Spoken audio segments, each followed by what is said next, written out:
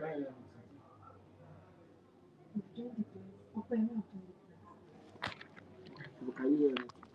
can't hear anything.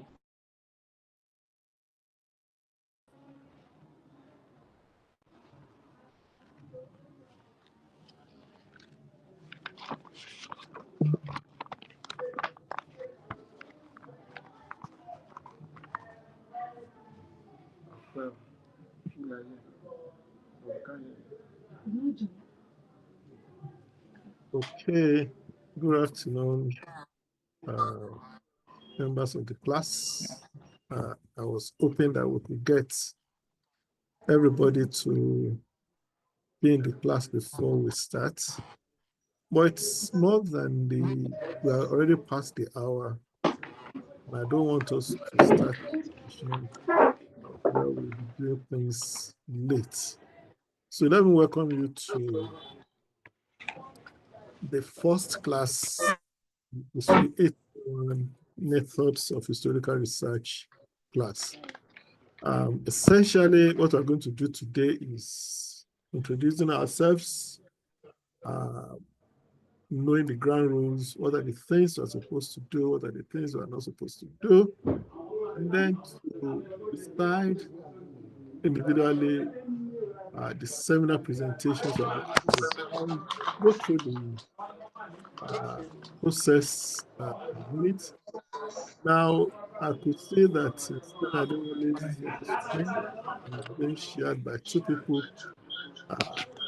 It's only Stella Adewale that will be registered as a participant in this meeting, which is not the problem.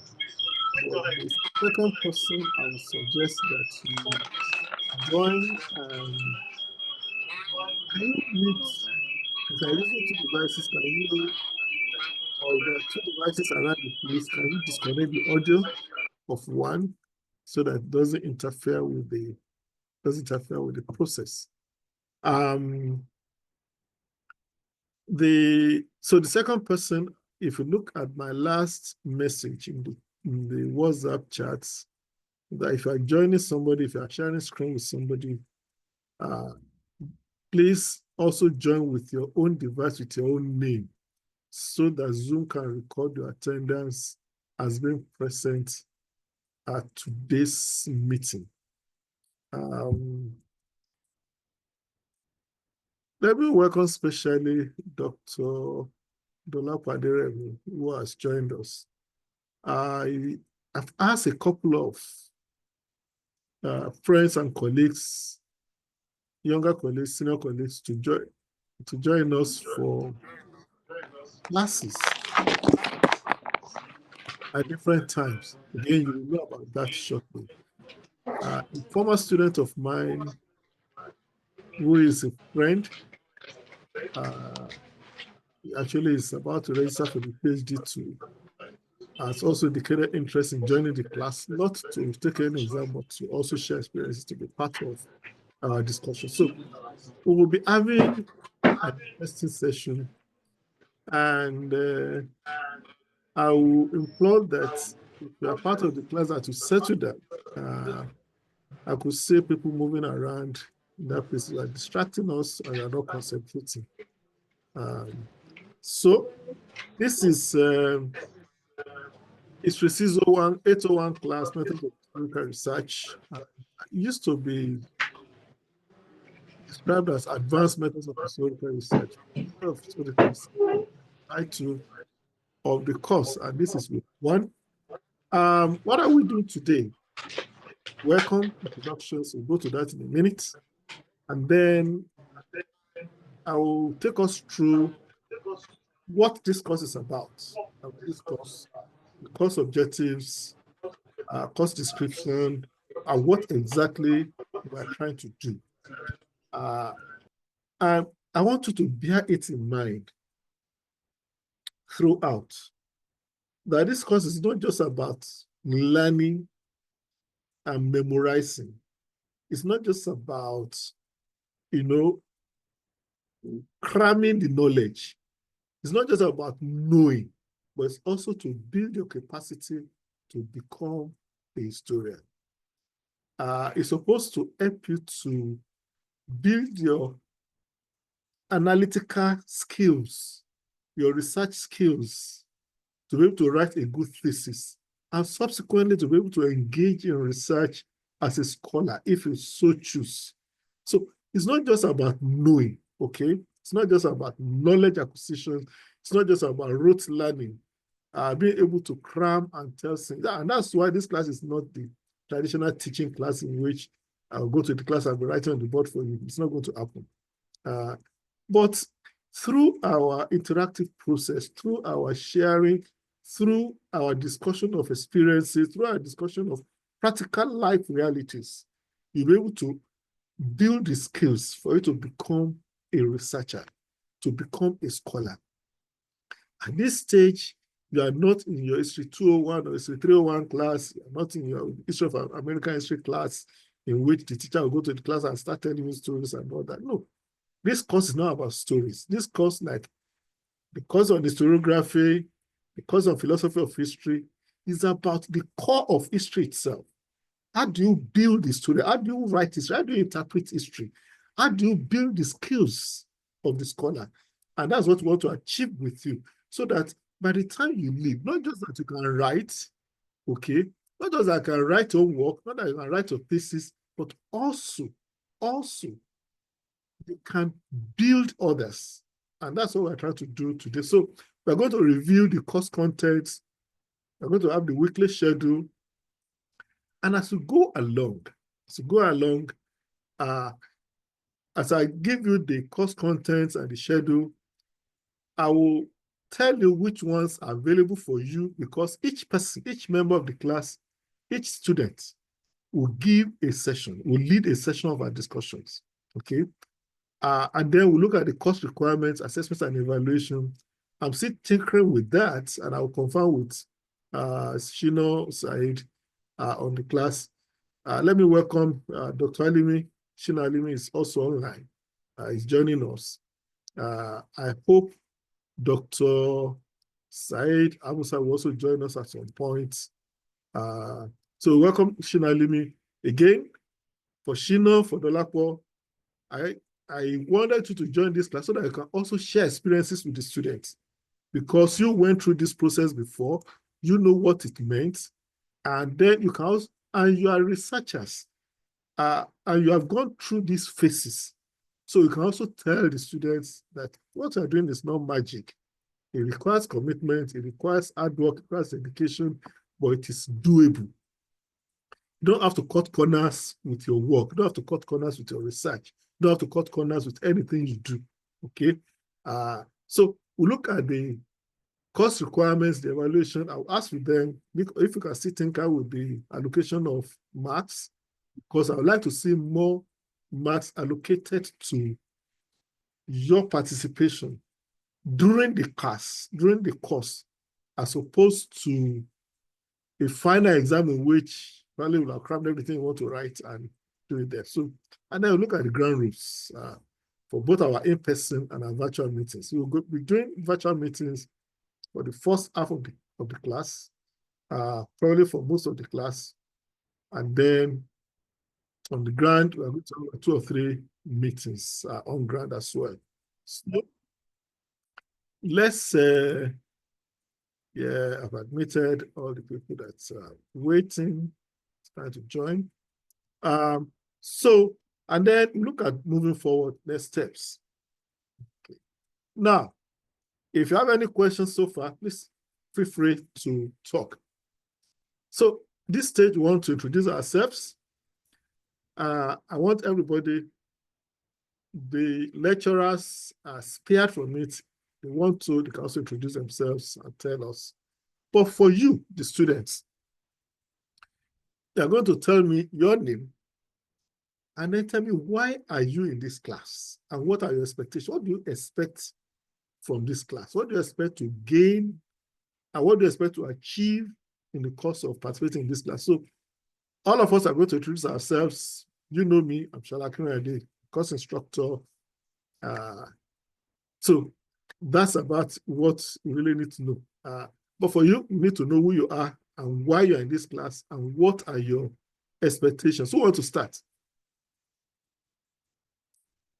If you want to start, please unmute yourself. Who is starting? Or want me to call you by the order of appearance of your name on my screen? Okay. Jelilat Fatai. Okay. Tell us about yourself. Why are you in this class and what are your expectations? Unmute yourself. I can't see your face on your screen, so adjust your camera, adjust your video so that I can see you. So, and that applies to everybody. Please make sure you can even see yourself on your display panel. Like that was your amount. I want to see your face on the panel.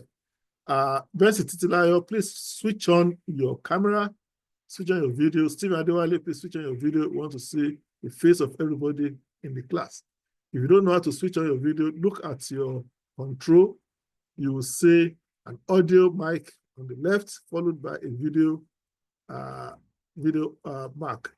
So just click and switch it on. Okay. If it has a red cross, it means that it is not on. So Benson Titilayo, please switch on. But let's start the introductions. Yeah, Jelilat Fatai, can you introduce yourself? Unmute your mic so that I can hear you speak. The mic is muted. Yeah. Yeah, we're ready. Please go on. Good afternoon, everyone. Hey, somebody's audio is interfering. Yeah. Yeah, please go on.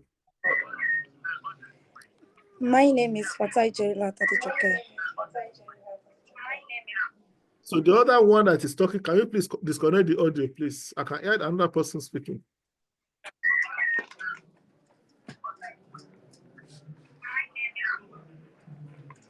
Okay. My name is Fatai Jelilat Adejoke. What's expectation?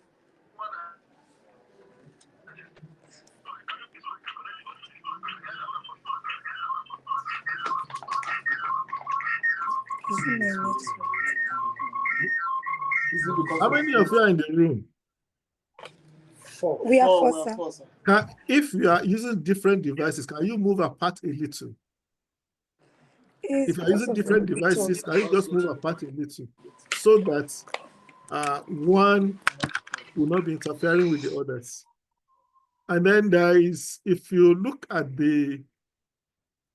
if you don't want to move apart, if you look at your control console, where all those marks are, if you look at the audio, okay, if you click it, look at audio settings, just click disconnect. So you can disconnect the audio, but when you want to speak, you have to connect it back, okay? So, Fatai, please continue. And show your face, you can't see you.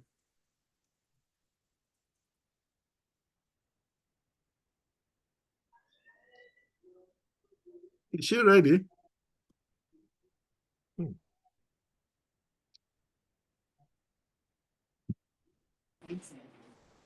Okay. Stephen Adewale, are you ready? Your mic is muted.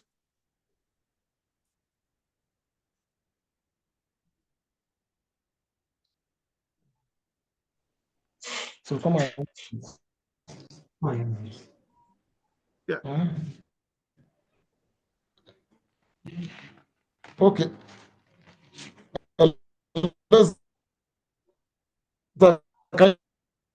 Your network is poor. Now. No.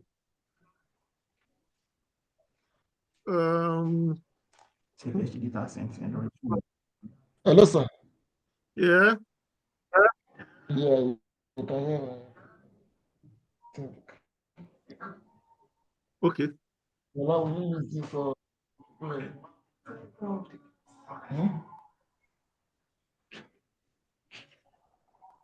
Yes. I don't know if I should just go.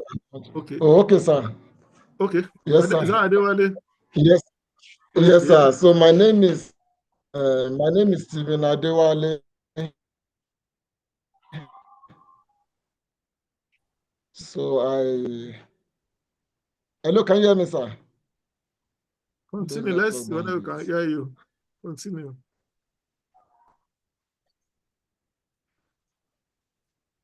Okay, sir. My name is Stephen Adewale. I'm really glad to be part of this class.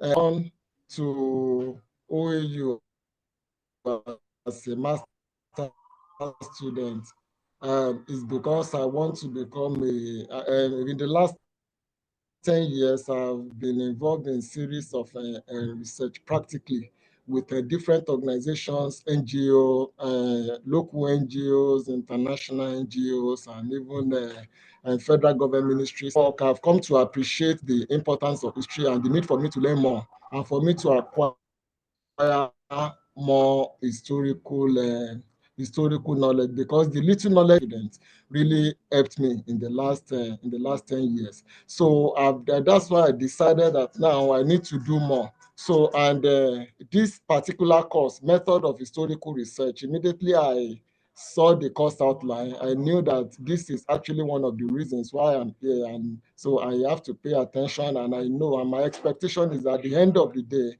I'm going to become a better researcher, because I know that through this course, I'm going to learn more on how to make use of archival materials. Though, like I said, I've been able to do quite a number of research, but till date, I really don't know how to make use of archival materials. But from this course, I can see that I'm going to know how to become a researcher that will be able to make good use of our. Excellent. Clear goal, clear expectations. Adewale is frozen. I could say his screen is frozen.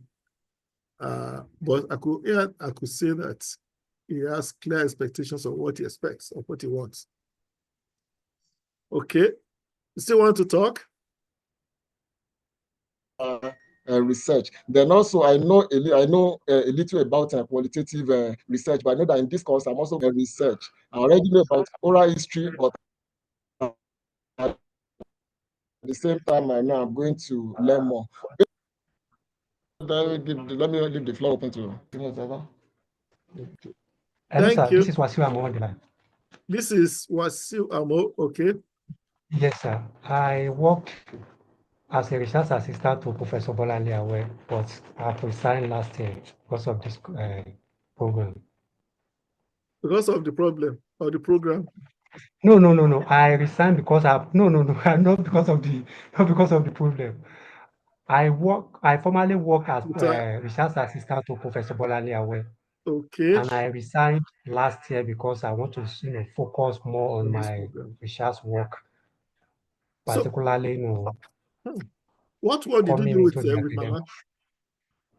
What is it? What research did you do with her? I've been with her since 2010. I involved in the writing of St. James's Cathedral history, the 100 years history. And I also involved in the writing of Nigerian women pioneer and icon. Okay. And also involved in the writing of the autobiography of the first. Your line is glitching. Your line is glitching. We can't hear you.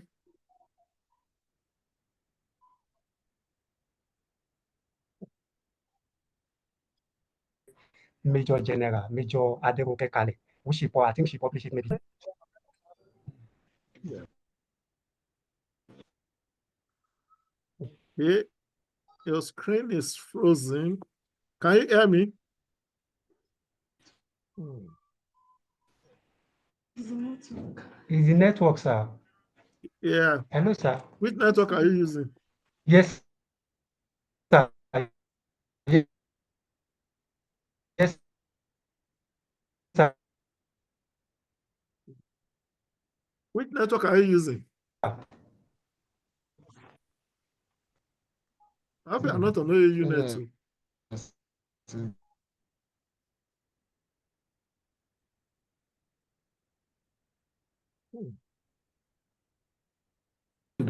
Lapo, can you hear them?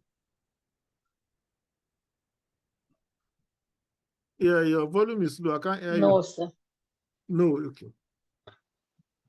Can you unmute it now? It's mute. Yeah, it's not muted. Unmute it. Okay, well, I say I'm going to continue. Okay. Hello, sir. Okay, better. Yes. Let me Hello, sir. Yeah, can you speak now? The network is. Hello. Yes, we can hear you.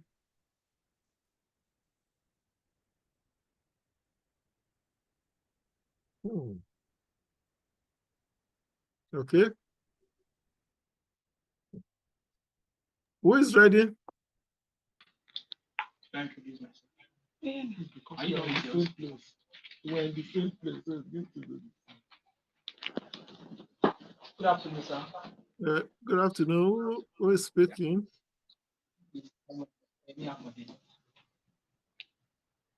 Who is speaking?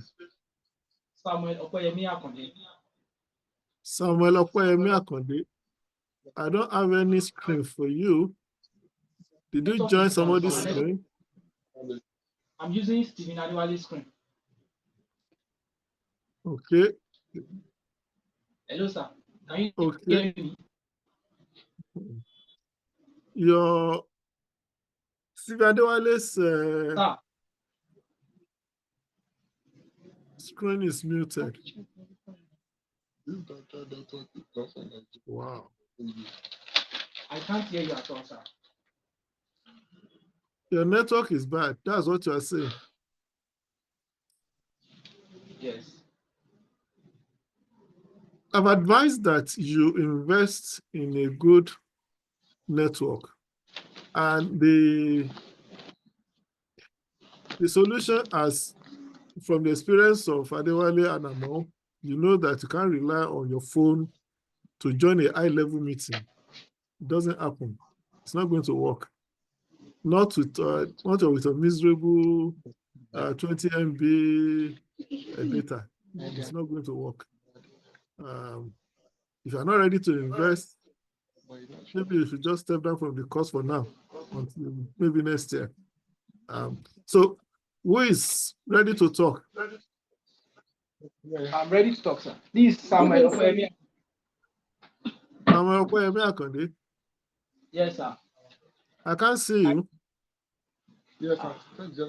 I'm using Stephen Adewale's screen. Stephen Adewale's screen. Yes, sir. If you're on, wave your hand, Lucy, let me see you. Because Stephen Adewale's screen is frozen. And the mic is muted. Use Vasil then. The next. I'll mute. It's not mute. Yeah. Hello, sir. Yeah, who is speaking now? Samuel Okoyemi Akonde, sir. Okay, let's hear you talk. Yes, sir. I joined this class because I want to gain more knowledge on history, on research. The only idea I have is oral history research. So I want to gain more knowledge about the class, about history and no more. Where did you gain your oral history experience? When I was doing my long essay for my undergraduate, sir. Where did you graduate? Adekunle Ajash University, Akungba Akoko, Ondo State. Okay. So your only research experience was with your undergraduate, right? Yes, sir. That's fine. That's okay. That's why you are here. I mean, that's why you're here. That's fine. Let me tell you something. I don't have anything against you not knowing anything about this course before now. Because if you did, you wouldn't be here. Okay? It's like the teacher who told my child that he doesn't know anything or she doesn't know anything. I said, if he knew it, he wouldn't be in your class. So I have no grounds against you not knowing it. No. What I'm supposed to do is to teach you, is to help you to learn it. Okay? So please, yes, sir.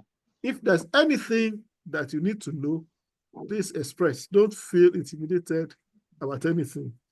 For everybody in the class, it's because you want to learn that you are here. If you already know it, you wouldn't be here. Okay? So there's no crime in having no background experience on it. Okay? So that's Yes, Akode, sir. right? What do you say is her name? My name is not even going again. Your name?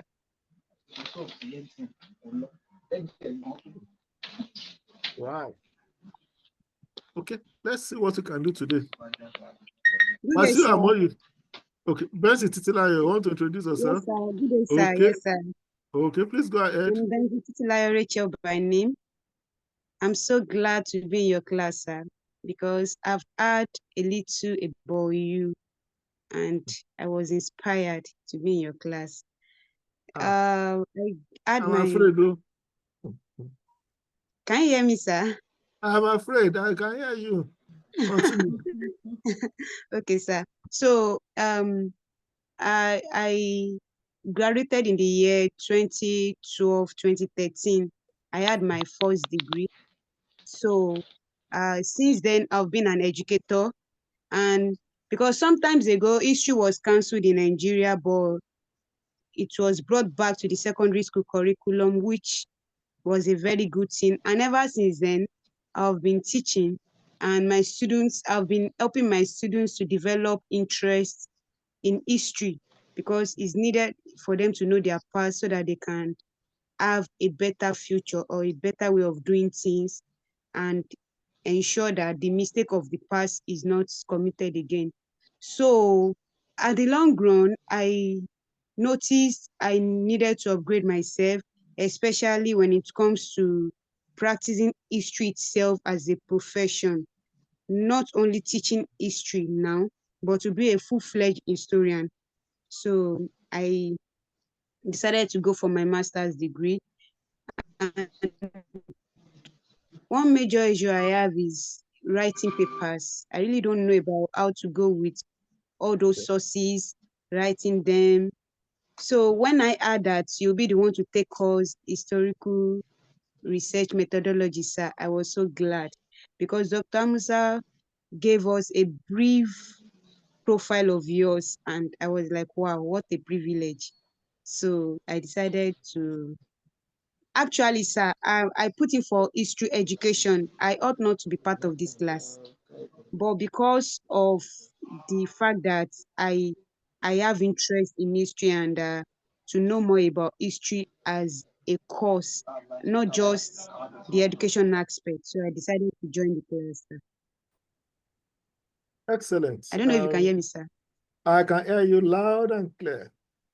And indeed, Thank you you, have scared me. Because if I don't measure up to your expectation, then I will be in trouble. You won't. I'm flattered by what you said.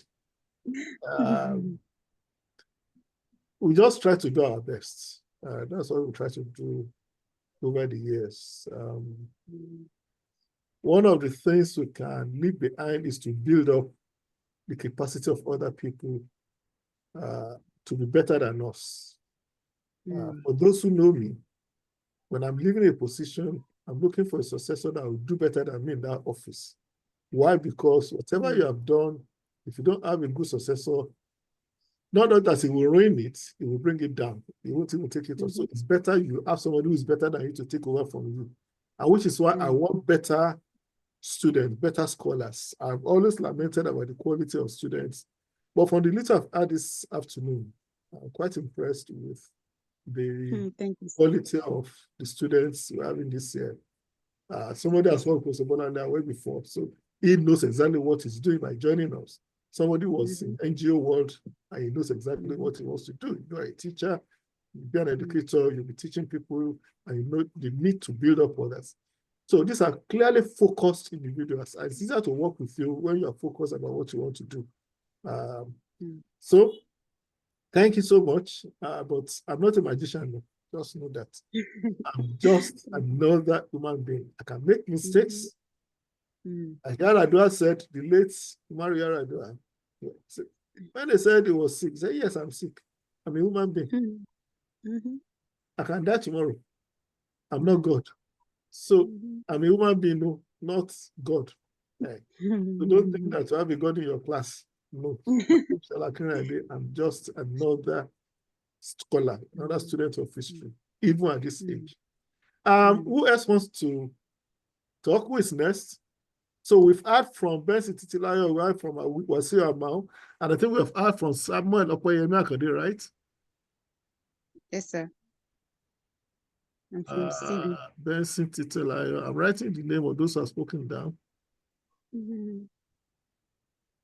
Wasiu Amao. Even though Wasiu Amao has not finished, I've not finished Ari's experience. Akande was the one who worked with Mama Way, right? Akande?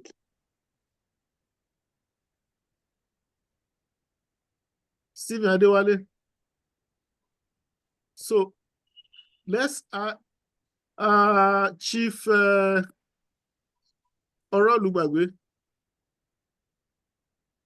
Is that the next person? Hello. Yes, sir. Yeah. Can we see your face? Or they don't see the faces of chiefs? Good afternoon, sir. Yeah, good afternoon. Can we see your face?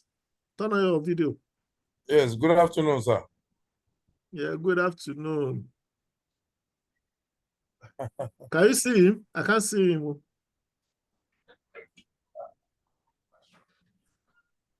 I can't see him also, sir. Okay. Adebola Orolubagbe. Can you show us your face? Wow.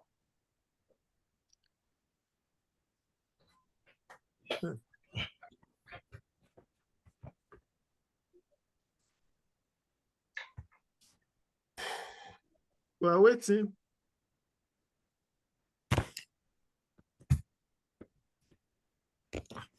Okay.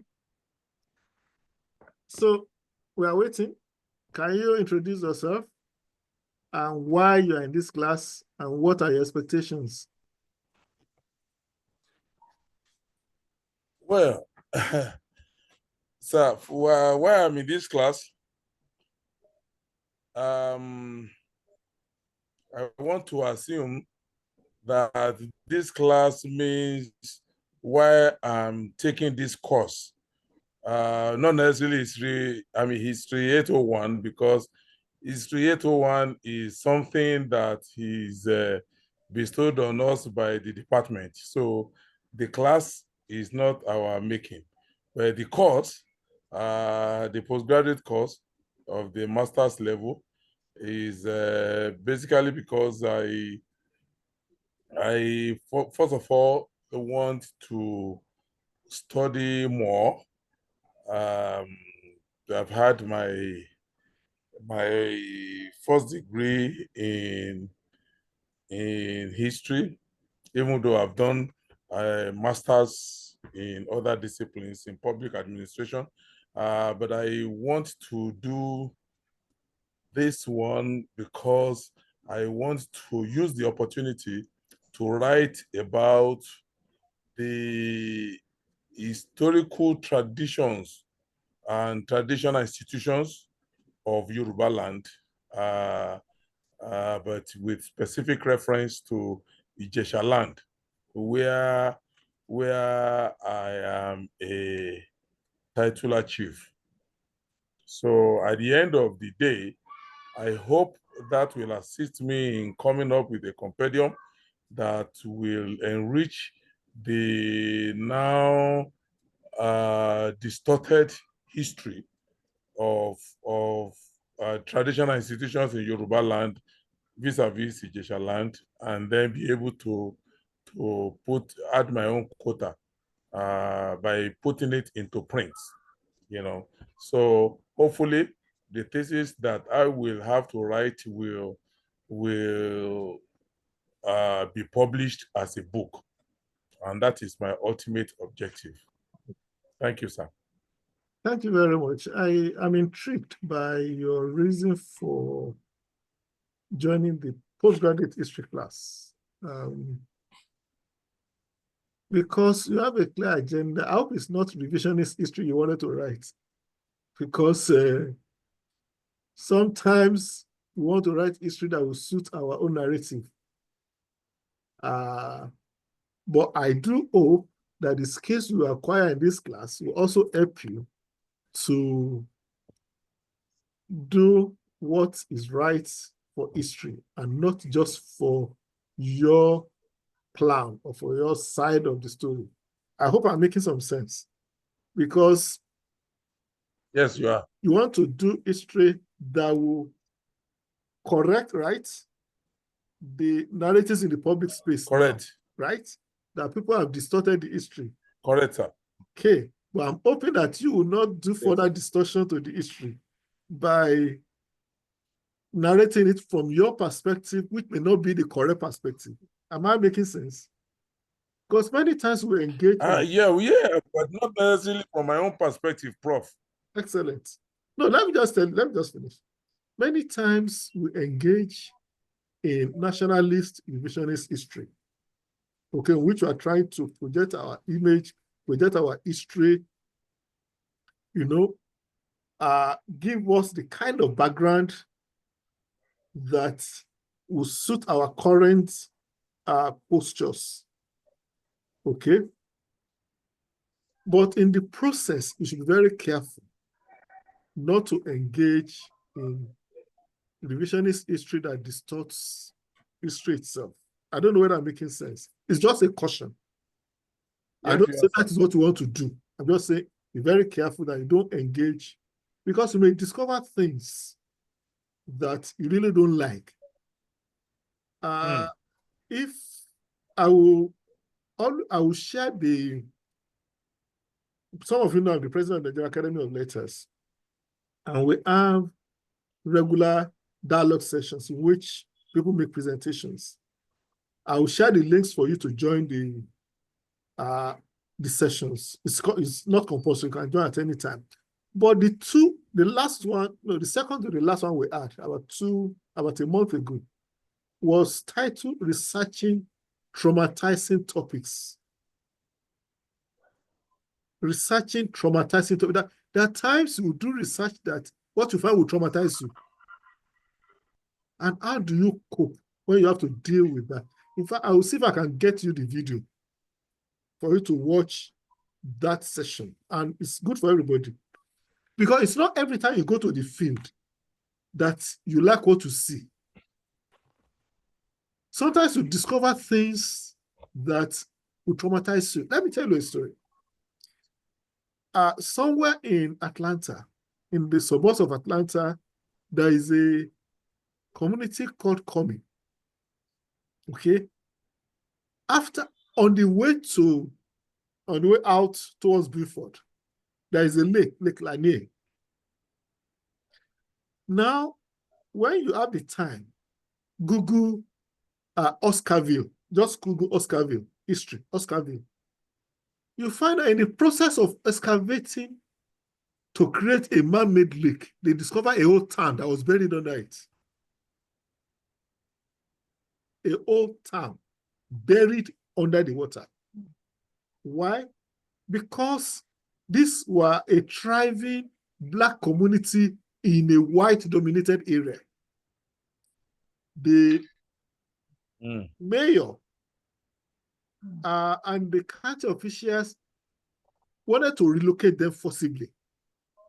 And when some of them refused to move, they flooded their homes and created a lake in the place, buried people underwater. In the process of excavation for the lake, they discovered that a whole community was buried. How do you take that if that is your community? Is that part of your history? So there are things you may find that you are not looking for. I understand. So that could be traumatizing. Yeah, it could be traumatizing.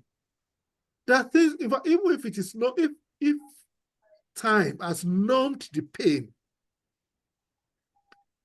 time can numb the pain. Maybe You are the third, fourth generation, so you don't even know, you didn't experience the slavery, okay? But when you discover what your ancestors went through, it can give you a perspective that will cause you to hate some people. I don't know whether I'm making sense. So when you go to the field, when you go to the archives, when you go to the library, open your mind, because you may find things you are not expecting. And the things you are not expecting may actually debunk what you believe. Maybe it's not what you are looking for that you find. It may not justify what your thesis. Okay? So you have to learn how to handle those materials. We are going to take all of this in the course of the. We have started our session, so don't think that I'm going to start writing on the board for you. So make your notes as to what you find. We are going to get a video of this meeting anyway, so I'm very sure of that. So let's go on. Is there anybody else who has not introduced himself? Okay, so our Zoom, we've all introduced ourselves. Now, let's go to the next section of this class today. What's this course about? I'm sure that by now you already know what the course is about. The purpose of the Methods of Historical Research class is to provide you, the students, with a comprehensive understanding of the methodologies, the tools, and the theoretical frameworks used in historical research.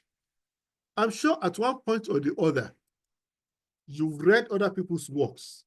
You've read the history of other people. But there's a difference between narratives and how to write. Okay?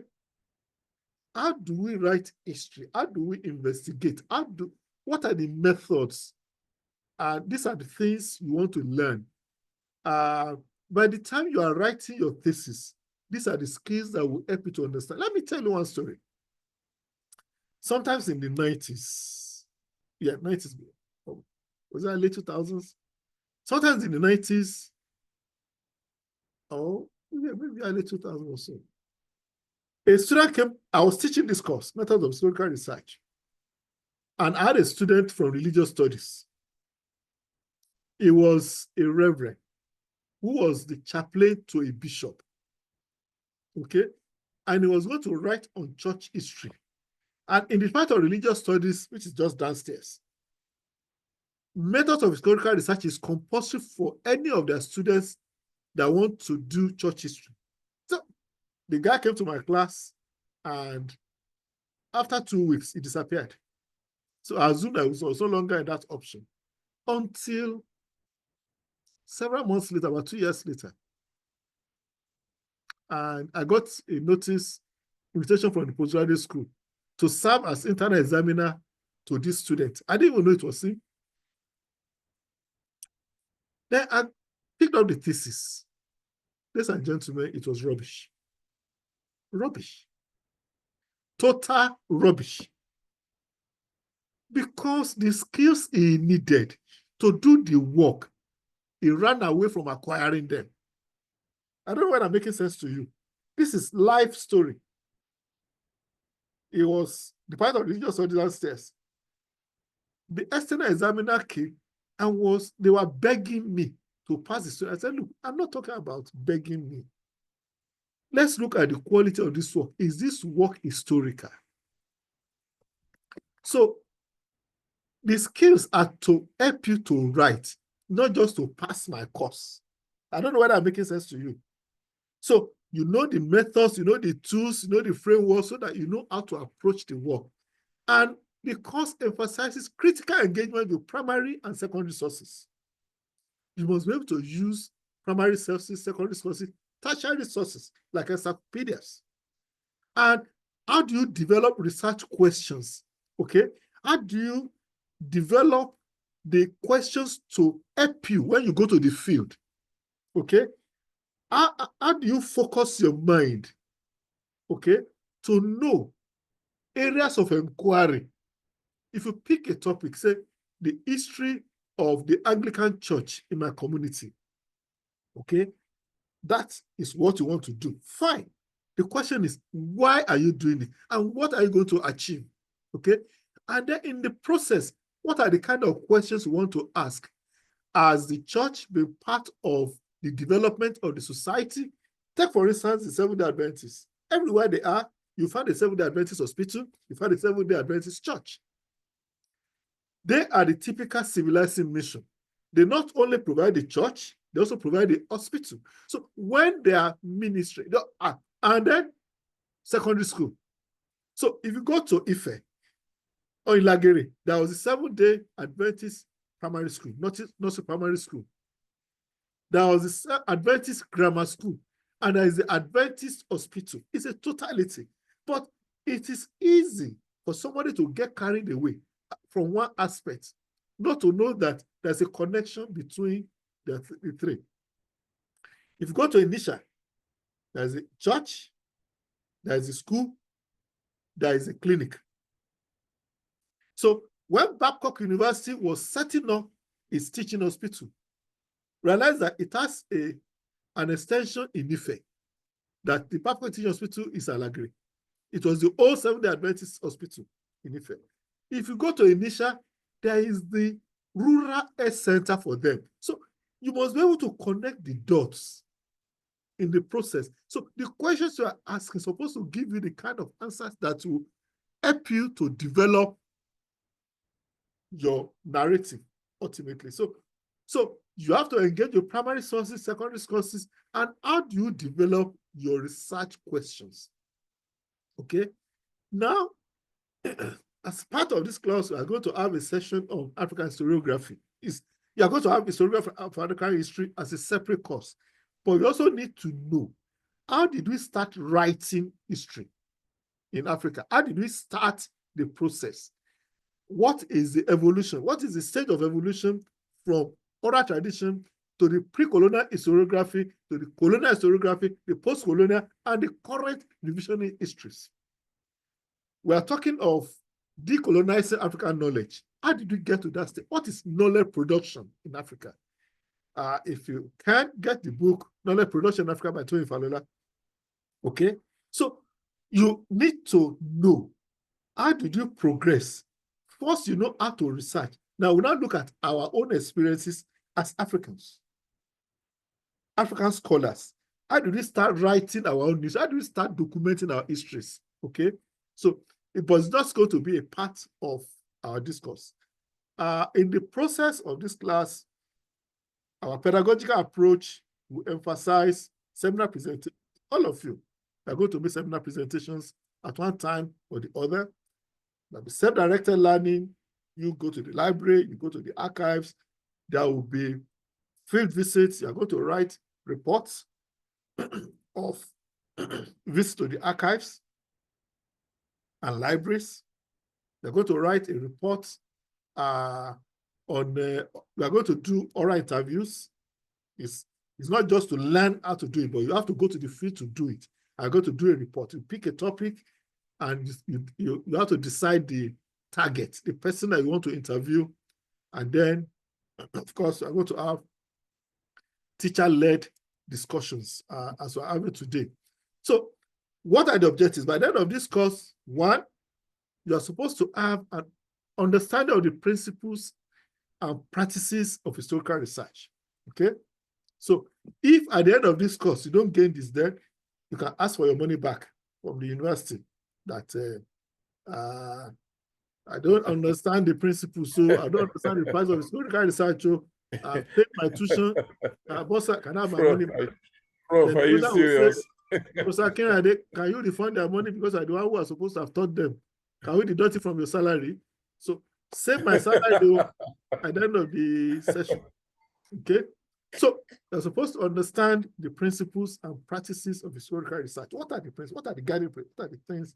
And then not just understand the principles, but develop your own skills in identifying, analyzing, and interpreting primary and secondary sources. Okay? Because ultimately, you must be able to interpret sources, identify the ones that are relevant, that are useful,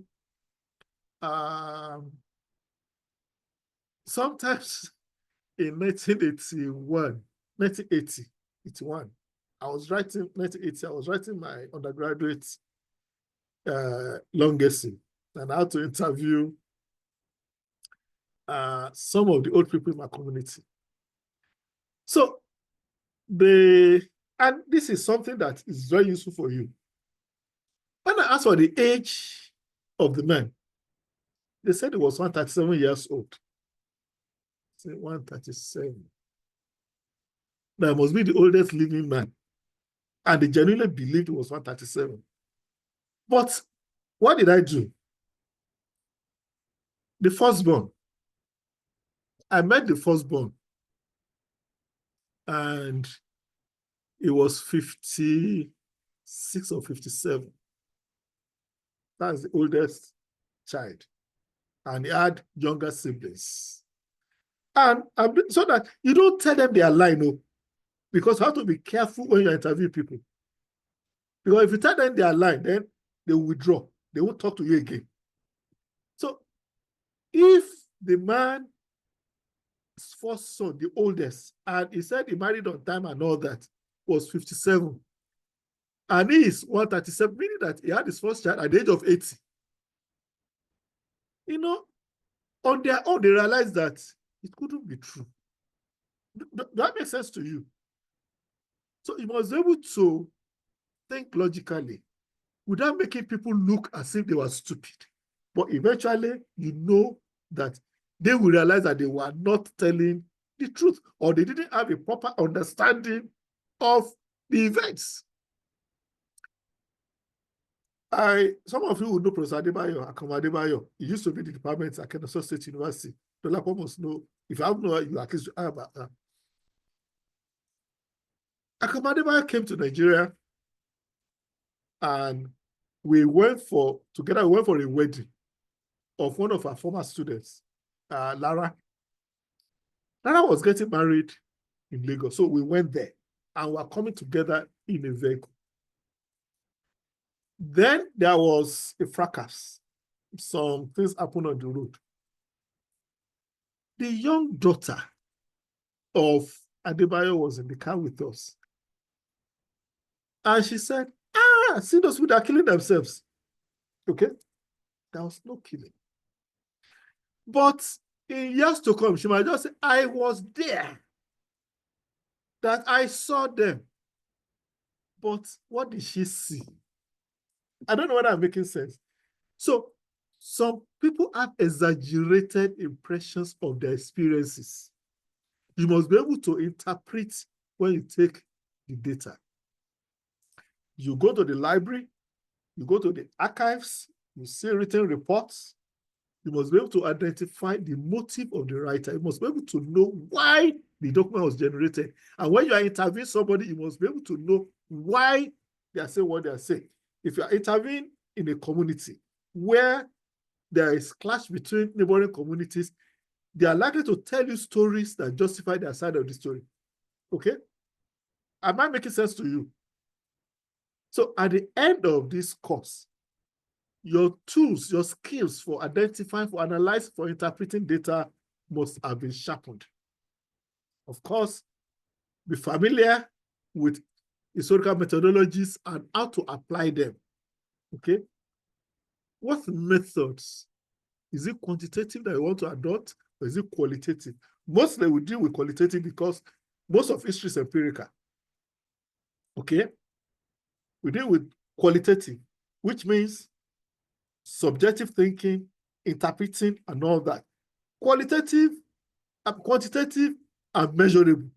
Okay?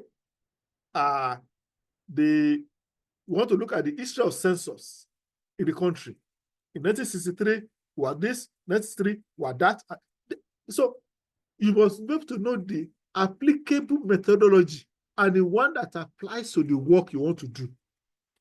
From Chief Oradugba's experience, what he says he wants to do, definitely is going to engage in qualitative work because it has to engage with primary sources, engage with oral tradition, engage with secondary sources, archival sources, and interpret. So it's mostly subjective, mostly qualitative thinking. If somebody wants to do, we are having a presentation at the Academics Dialogue next week on judgment depth and the impact of fiscal stability of Nigeria. Incidentally, it's going to be given by one of our staff, Tunji Ogunyemi, Professor Tunji Ogunyemi, and I encourage you to attend. Okay, that is an example of a quantitative study in which you take figures and you interpret.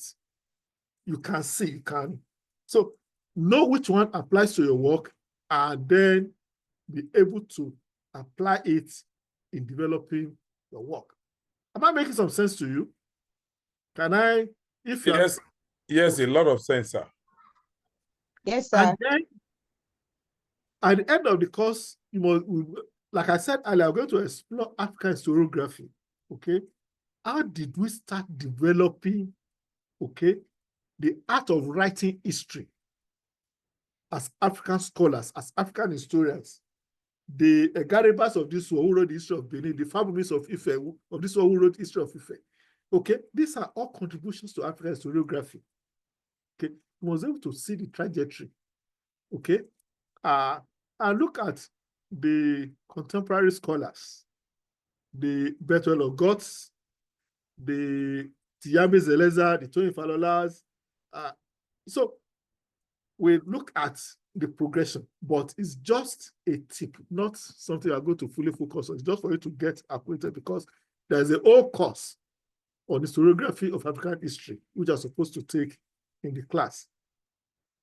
And finally, which is, you can see that it's in red. If you are not seeing my screen, that means that you are using some miserable device to join us, okay? You, as the participant, must be able to formulate and execute an independent research project, because that is the ultimate. That is the ultimate for every participant. You must be able to do your own independent research. This is graduate studies, okay?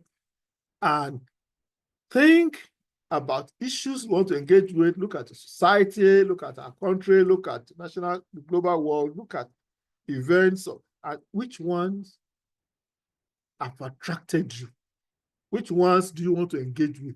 And then you formulate a research and execute it. Some can formulate, but cannot execute. You know, MacArthur Foundation used to have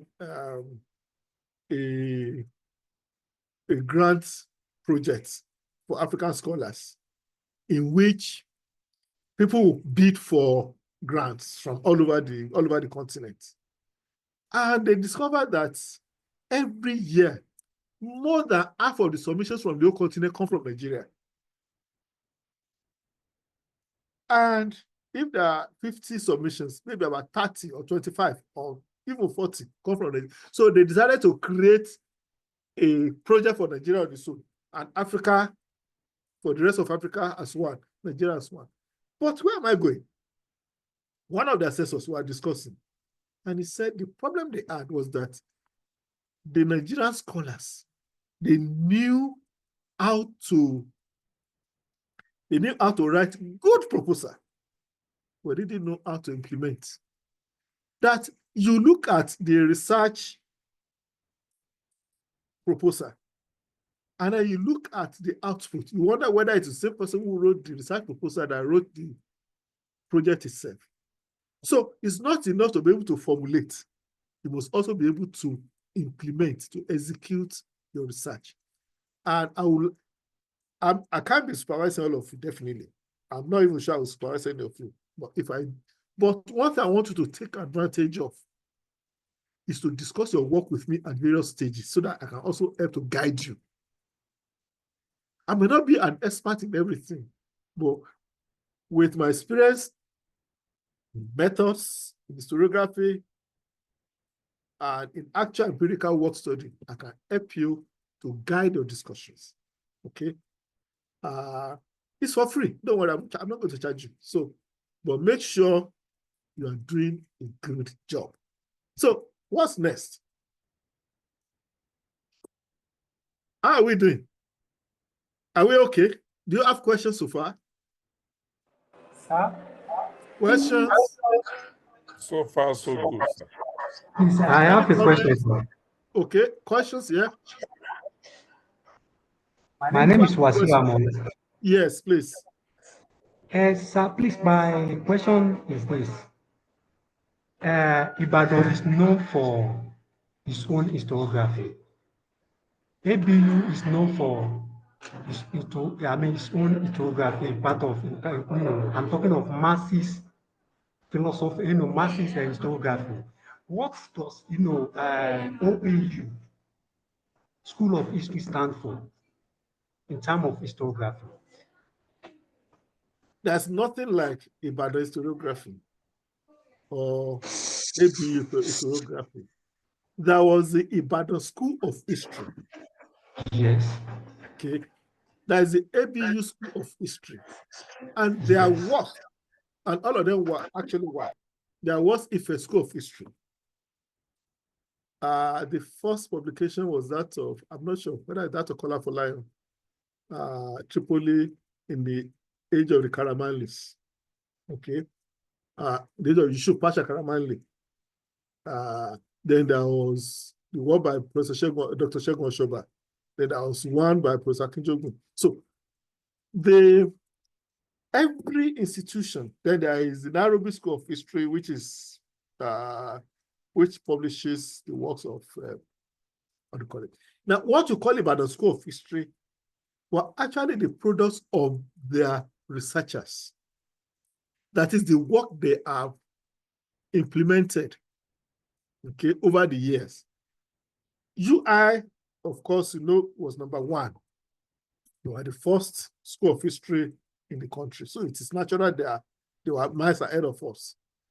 So they published the thesis of Morelas, they published the thesis of Gariba, they published the thesis of, what's his name? Benin, Alan Ryder, Benin, the era of the Europeans. Quite a number of them published Ayodele's book, published Lawrence Imen's book. So these were all PhD theses of their scholars, okay? The same thing in ABU. IFE started late. And by the time they wanted to gain traction, the project started the university system, okay? But we can reinvent it. We can go back. But unfortunately, so much of postgraduate research has been discouraged in the last 30, 40 years. It's not what it was. So I would like you to join the departmental seminar at one point and raise these issues. Because when I was dean of the faculty in 2003 to 2007, when I was dean of the faculty 2003 to 2007, I had a meeting with the president and secretaries of the student associations in the department. History Student Association, Dramatic Student Association, English and Literary Studies Student Association, Foreign Language, all of them. I had meetings with the president and the secretaries. Tell me about your expectations. Tell me about your experiences. Tell me about your frustrations and all that. And one of them asked a poignant question from Dramatic Arts. Kind of thing you have asked now. He says, sir, and the boy, what's his name? Bemi. Bemi show something. I'll remember his name. Bemi said, sir, in my department, that's Dramatic Arts, our lecturers are fond of, say, in the days of Wole Soyinka, who was a teacher there? In the days of Olaruti, who was a teacher there? In the days of Kola Motosho, who was a teacher there? It was this, it was that. And he said, sir, what are we going to say about them? And it was a challenge for me. We keep talking about the days of, what about us? This generation.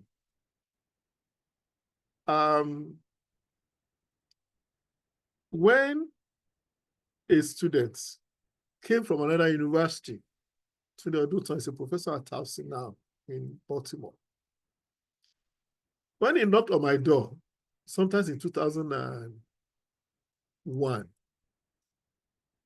he was a lecturer at Olabisi Onabanjo University in Agbowe. And please, just a moment. Just a moment, please.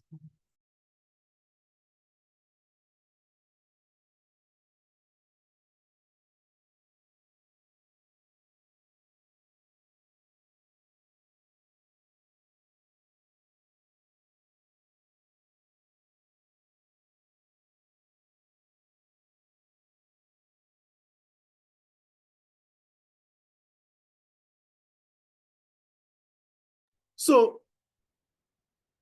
Tunde knocked my door, said, sir, he was a lecturer too, about to be made a lecturer one at Olabisi Onabanjo University. I said, wanted to do his PhD under me. I never knew him. He was a student at the department. He didn't graduate from IFE. He didn't graduate from my university. He was a graduate of OU, did his master's in international relations at IFE, but was never our student. They said wanted to do his PhD with me. I said, okay.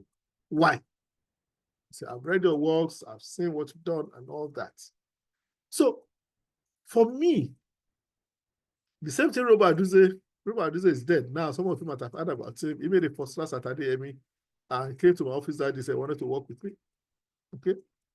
So when you talk about the School of History, it has to do with individuals making an impact within the system.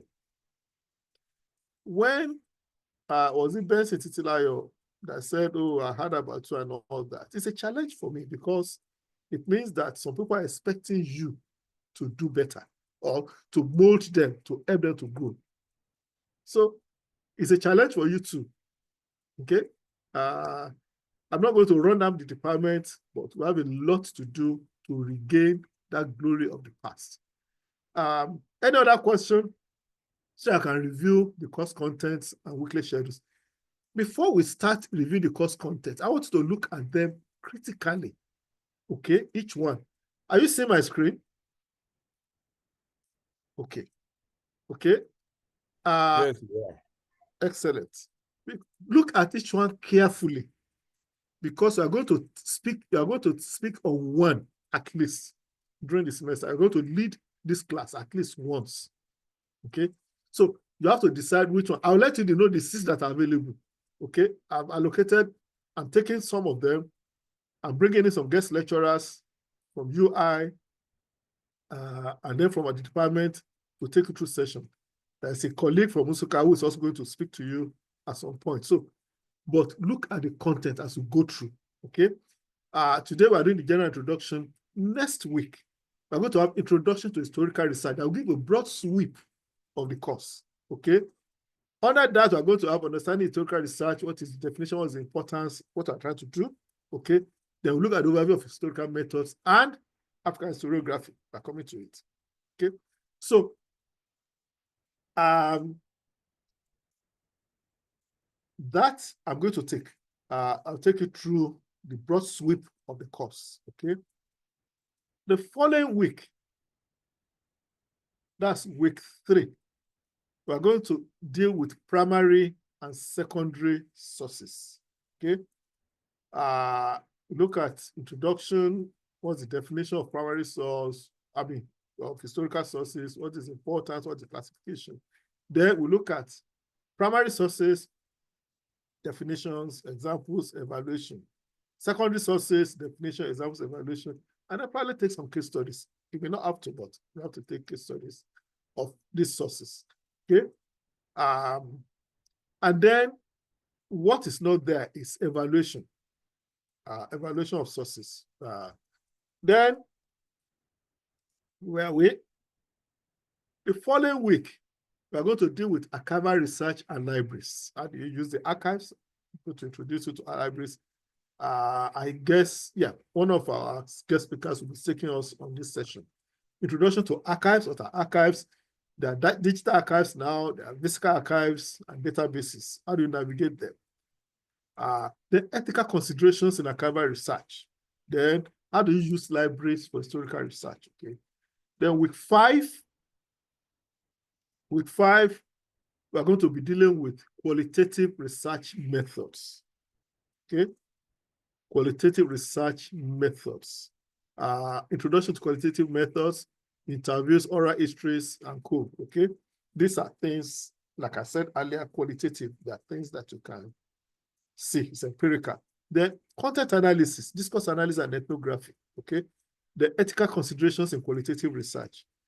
How do you deal with biases? How do you ensure that you are not prejudging things? Then application in historical context. The following week, we're going to have oral history. Some of you have engaged in it. So we look at the role of oral traditions in African history. We cannot discuss African tradition or African history of the distant past without looking at oral tradition. Then what are the techniques for collecting and interpreting oral histories? How do you conduct oral interviews? The ethical considerations in oral histories, okay? And then interpreting the data from oral history. Then we look at, now those are qualitative. Now look at quantitative methods, okay? Introduction to quantitative analysis in history, use of surveys, use of statistical analysis. Then how do you use statistics in historical research? Use of tables, and how do you use tables? How do you use statistics to justify your analysis? You want to look at the economic development or the trajectory of Nigeria. Maybe you pick an era. Maybe you say under Abacha. The Chief, are you that tired? Sorry.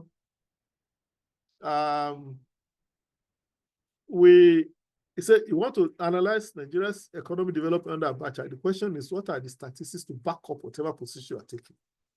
Okay? What are the things? What are the indices? So how do you use statistics in historical research? And then how do you collect your data? Collecting data. Week 8, we are going to be having comparative history and interdisciplinary approaches. Okay. We'll be having a guest speaker for that. That will be Professor Albert from University of Ibadan. He's going to take us on comparative history and interdisciplinary approaches. Look at comparative history. Then interdisciplinary methods. Because as a historian, you cannot run away from tools of archaeology, tools of sociology, tools of archaeology. These are things that will help you. So how do you use these methods to engage with historical research? And then week 9 will be on digital humanities in historical research. Don't let the word scare you. One of us is going to write on it. I don't know who's going to. But we're going to have introduction to digital tools and resources for historians. What are the digital tools you have? Okay. How do you use databases, the GIS, the maps, digital archives? How do you get them to work for you? And how do you apply digital humanities in history? With 10, we look at thematic and comparative approaches. There will be some overlapping themes with the session we want to do on comparative history. Okay.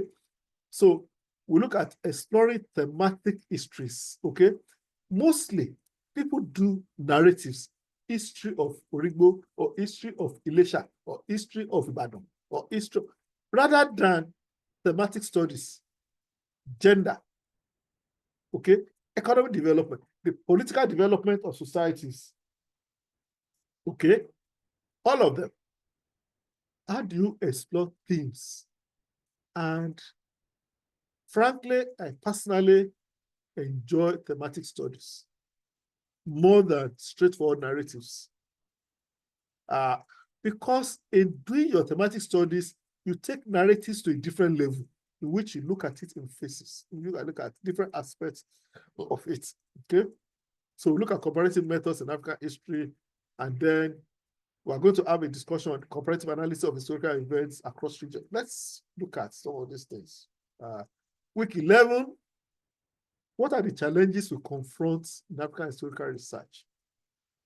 the issue of representation and voice, how do we get on the table? How do people respect us?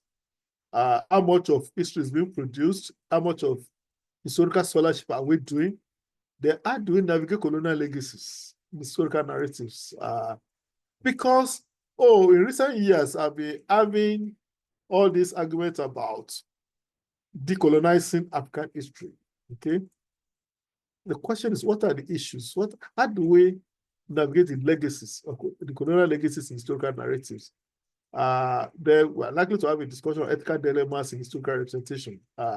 Again, whoever is leading us in that discussion, all of us will participate in the ethical dilemmas dialogue. With 12, we're going to look at research design and proposal writing. Because ultimately, you should be able to produce your own research. So how do we build your skills, okay, to design a research project? How do you structure your historical project? How do you develop your research questions? How do you develop your hypothesis? How do you get the questions you want to engage with when you get to the field?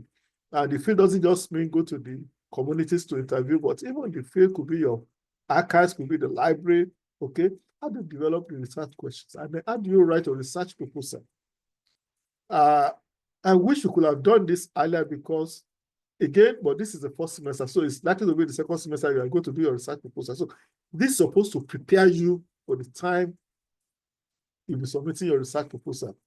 And then how do you write with 13 with writing and presentation skills? Now you've done your research, you've done your research proposal, it's been accepted, you've got the research itself. How do you write up that paper? So structuring your historical research papers, strategies for effective writing and presentation, and peer review workshop. How do you share drafts for feedback? Okay, because if you don't know how to seek the opinions, the views of others on your work, you will be missing major things. So, and then the last week will be our course review and final discussions, and then your exam. So those are the issues we're going to engage with. The final step of the class, we're going to have the discussion of who's going to do what. So for now, what's going to be our assessment like? Seminar presentation will be 10%. That 10% will be your presentation for the class. From the topic you are going to choose, either today or latest next week. You are going to have the topics, the 6 topics that are available. Only one person can choose one, so the first to take one gets it. So, so seminar presentation will take 10%. Your research essay, you are going to write a paper for us. I've not decided the topic. It's going to be 10%. Archival research project report. You are going to go to the archives. You do a field visit and you go to a library. You pick a topic for the archives, and if I can give you some original, some links of information, you can just use your proposed, what do you call it, research. You want to do for your thesis to make it the subject of your archival research project. So by the time you go there to look for materials, to look for things, to see what's available and all that, you're actually also working on your thesis already. So your archival research project report is going to be 10%. The oral history project. How do you conduct and transcribe an interview, oral interview for history? You are going to take a topic, you are going to identify the people who want to interview, and going to write a report on it. So it's also 10%. The final exam is 60%, but I'm trying to see if you can change the weight of the final exam to give more value to your seminar presentation, probably 15 or 20%.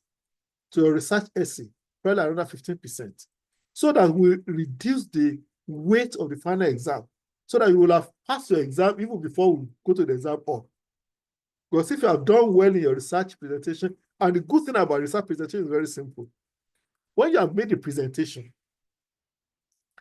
we all comment, okay? We give you our views, I'll give you my view, the other students, other participants will give you their views, and then you go and rewrite and submit. It is the revision, the revised version, the final copy that you are satisfied with that you submit, that I will grade.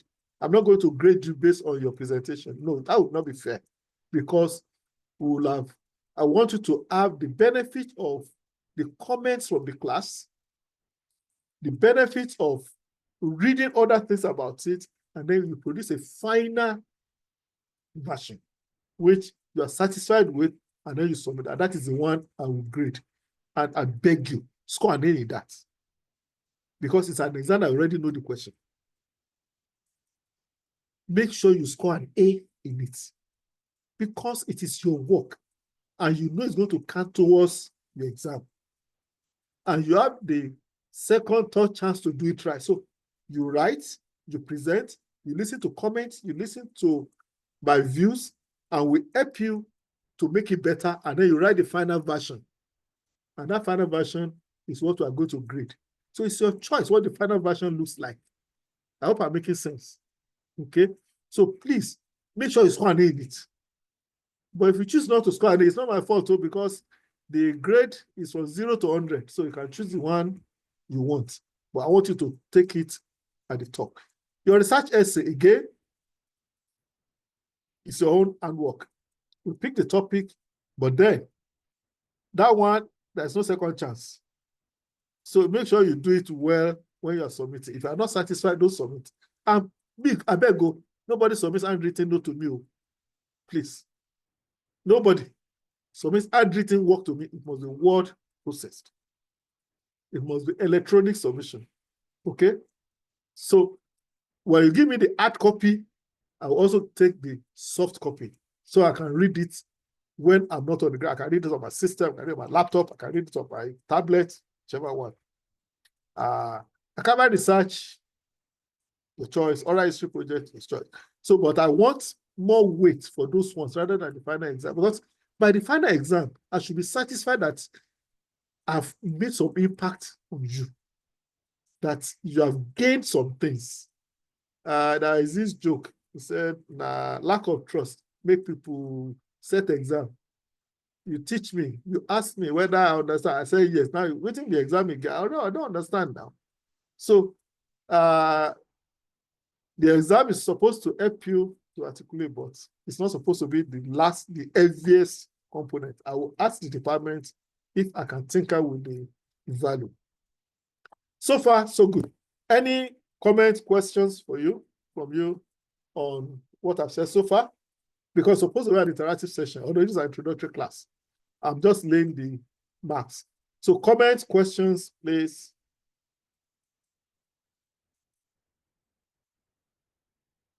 I'm listening. Comments? Shifola Lugagwe. Unmute yourself. Any comments on what I've said so far?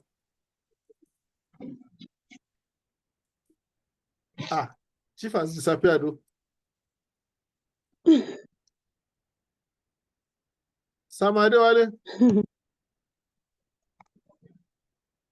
Comments, questions? What are your takes from what I've said so far? Anything that you want to comment on?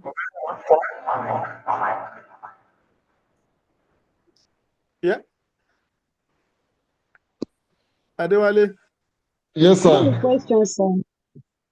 Yes, I just want to ask questions on one of the subsections of the course outline. That's on the archival. I saw the physical and the online archival visitation. So are we going to have the opportunity of visiting a place like the National Archive at Ibadan?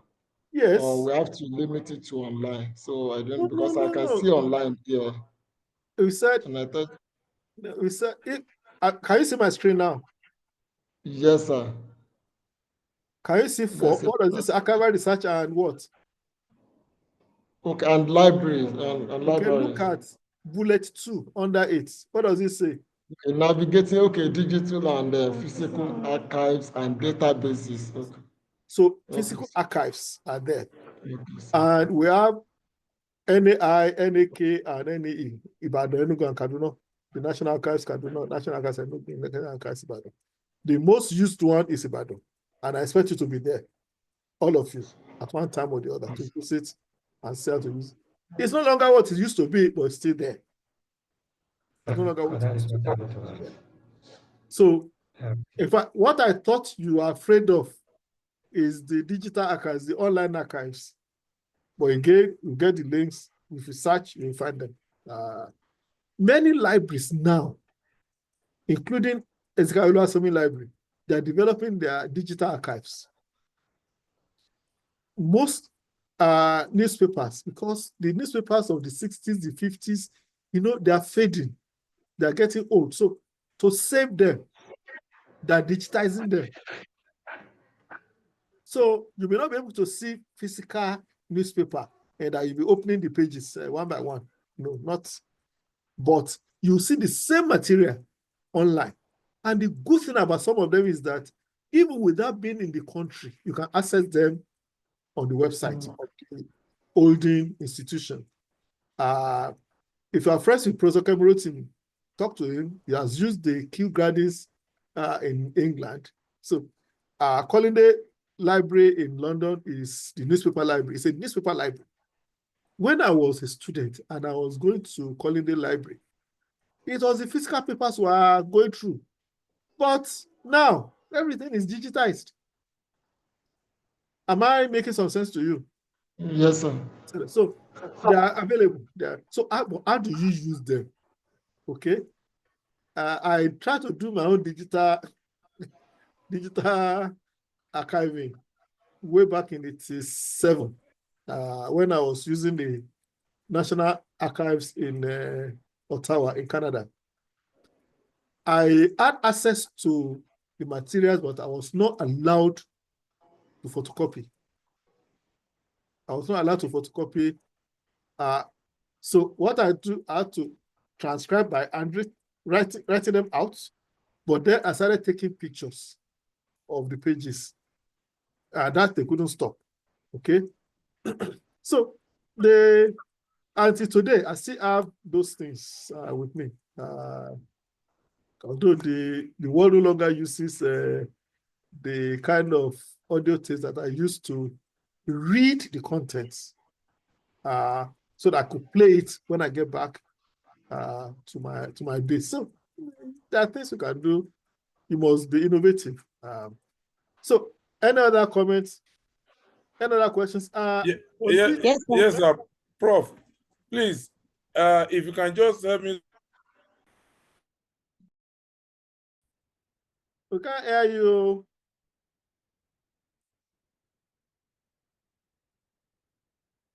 Hey.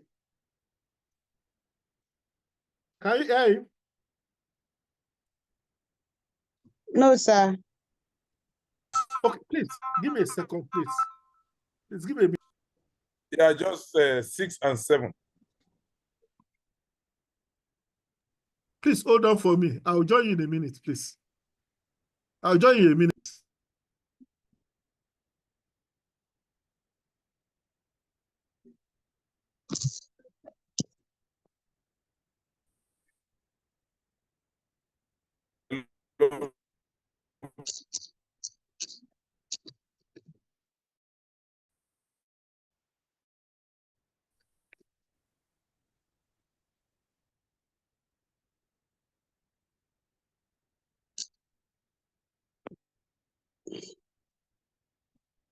He said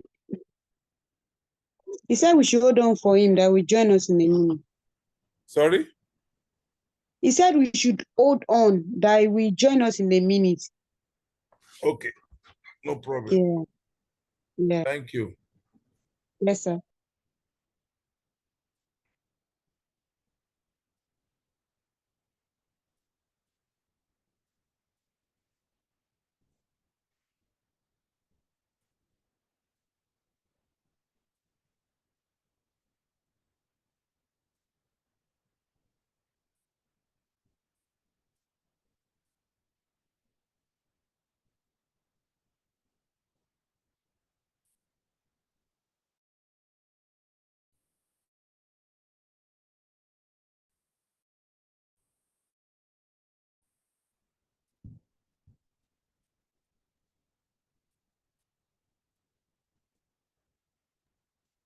I'm sorry, somebody was at the door and I had to sign for a document. So, where were we? Chief Olubagwe, you were about to say something. Yes, sir. Yes, Prof. I was just asking if you'd be magnanimous enough to let us see the weekly schedule from number, I think it's 6. Let's go over it to all over again. Okay, is that fine? Okay. Yes. This is Yes. from page 1 now. Week 1. Yes. The next one. Is everybody okay with this? Can I go to the next slide? Can I go to the next slide? Yes, Yes, please. sir. Yes. Okay. Yes. Yes, please. Can I go to the This next is one? fine. Okay. Yes, sir. Next line. Okay. This is number 6. Yeah. Is this the one you were interested in? Yeah. Hold on a second, sir. Okay. Yeah. Don't worry, I'm going to give you the slide. You're going to have the recording. It's okay, sir. Why you're going to have the recording of this meeting, and everything is there. Okay, sir. The complete recording is being recorded, so I'm going to share. That's the page I wanted to see. You are going to get the video. Don't worry. The oral good thing about history this and the class- quantitative methods. Is that the one you're interested in? Yes, sir. Yes, sir. I missed Have you out on selected this it for one. your own presentation? If I've selected it, Yes, so that I'm others fine, are sir. not taking from I'm you. fine, Okay. sir. So we know who has taken that one now. So, okay. Can we go on? Yes, I have a question, sir. Yes, Okay. sir. We can go on, sir. Okay. Yeah. Who is speaking now? Hi, sir. I have a question, sir. Okay. Titilayo. Who is the I? Okay. Titilayo, sir. Okay, please. So, thank you so much, sir, for today. The first question is concern the use of the archive. For Okay. some years ago, I went to National Archive at Ibadan here, and I noticed there are some limitations that is not giving room to proper use of the archive. For instance, you can't go in with your phones. I don't know of now, but the last time I went there, you can't go in with your phone, and you can't take the archival materials out of the archive to make photocopies, which is actually good. But the amount at which they make photocopies inside of the archive is so outrageous. You won't be able to make as number of, we have to, because we might not be able to stay there and go through all those materials.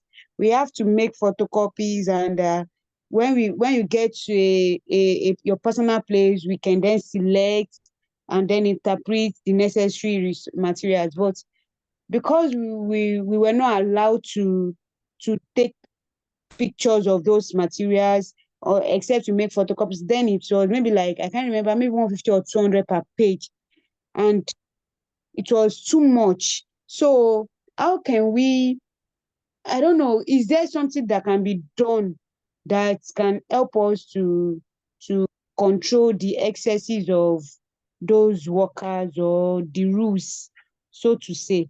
And my second question is, sir, concerning our seminar presentation. So if I have a topic now, can I make it known, or we have to make it known on the platform? No, you can make it known. Chief Olubagwe has taken oral history, number 6. So that one is taken. So I will be taking number 2, sir. Primary sources. Number 2. Okay. Yes, sir. Number 2. Yes, sir. Are you sure it's number 2? Yes, sir. Let me see. It will be number 2. Let me quickly run the slides to see whether number 2 is available for you. Just a minute. Yes, sir. Yeah, I'll be taking number 2 myself. But if you want Okay, I'll be taking number 3, primary and secondary sources. That's what I want, sir. Primary and secondary sources. No, that's why I Yes, said sir. that. Okay. I was supposed to take it, but okay, I'll release it. We'll see which one is left. Okay. Thank you, sir. Primary and secondary sources. Okay, fine, no problem.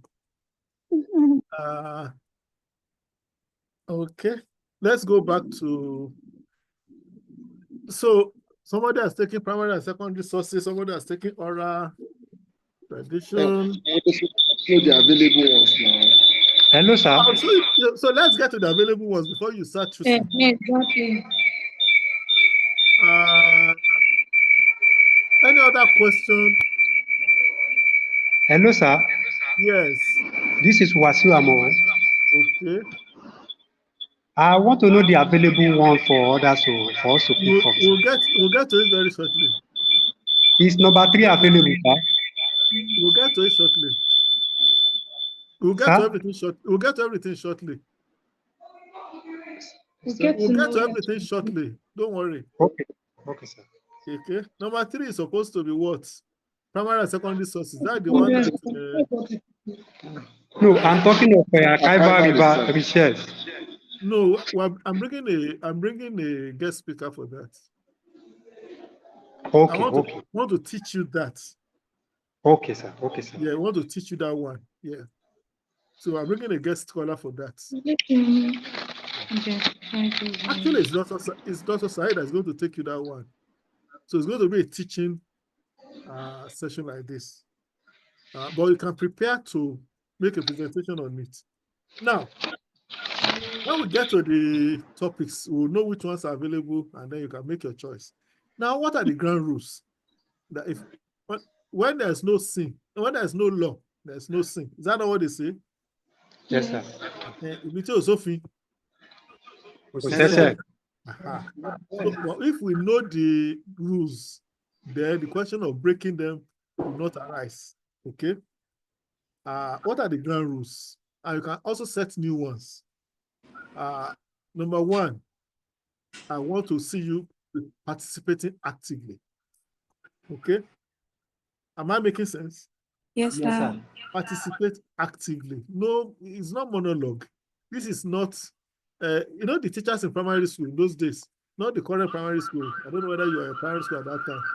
It's one teacher that will teach you all the subjects. From arithmetic to English to geography, to civics and nature does study.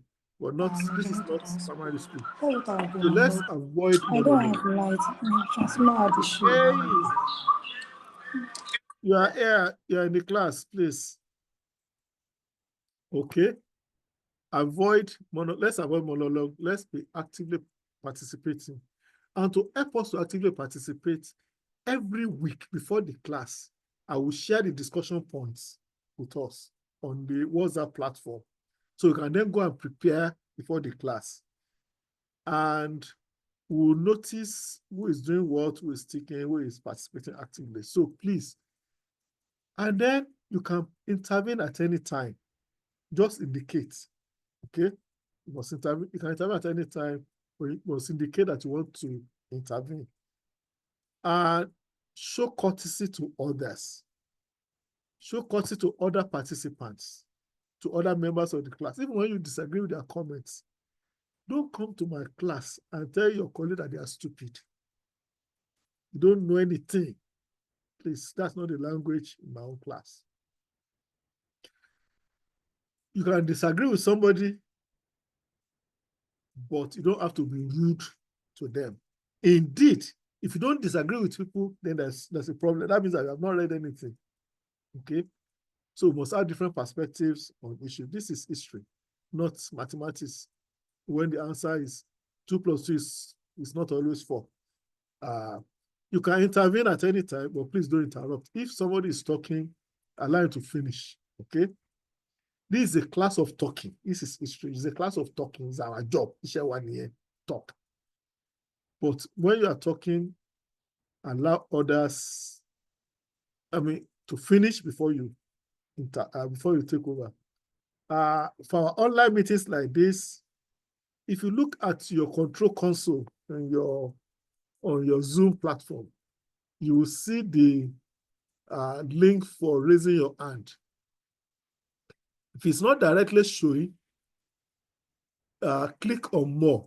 You see raise hand or actions. So whichever one, please make sure that you intervene, you raise your hand electronically so that I can see you. Sometimes we may not be able to see everybody on the screen, but if you raise your hand, it will show on my screen that somebody how do you call it? Somebody is able to see you. What else? Remember, number one, no idea is worthless. There's somebody, there's something, there's some value in what somebody is saying, because if somebody thinks about it, it means that he believes that thing is possible. Number two, avoid hostile and negative criticism of other people's contributions. When people contribute, please don't be hostile in your comments on them. Please, I beg you. Number three, be ready to consider other arguments. If you think your own is superior, be ready to consider other people's arguments. Listen. It doesn't take anything away from you to listen to others. And because you are right does not mean that I'm wrong. I'm sure you know that proverb. Yoruba people. Okay? Because you are right does not mean I'm wrong. And there's something wrong if you're always right. So, and then accept criticism in group. If people criticize your work, when you have made your presentation to the class, at the end of the presentation, people will critique it. People will make comments. Please accept criticisms in good faith. You are not the alpha and omega. You don't know everything. Okay? So when people criticize your work, please accept. One of the, and I will do this for your class too, one of the first assignments I give to students in my methods class, method of local research class, is to tell them to go and get a book. A book that is recent between the last 3 years and review it for submission and review the book, okay? When I asked you to review a book, the first 2 years, I noticed that when my students come, all they say is, oh, the book does not have it. The book did not do that. The author did not do this. I said, wait a minute. The author did not do this. The author did not do that. What did the author do? What is the good thing about the book? Is it only bad things that you say about it? Okay, do you understand what I'm saying? So, learn to criticize well, but also learn to give praise and credit to people. And then when I give out a group work, I'm not sure whether I'm going to have group work this year. We may make the archival visit or oral tradition interview a group work in which whatever mark is given to one will be given to everybody. So participation will be required if there's a group work. Please, you don't share the glory if I'm not putting the labor. Okay, that's my own way of saying it. Now, I've begged you to go and invest in a good network. Without a good network, it can be wasting our time because people will be thrown out of the meeting, they will come back, they join, they go out, and then they make contributions you cannot hear. Let us avoid time wasting, okay? Let's respect time and schedules. It's very important. Please don't keep us waiting online. Submit assignments when due or before.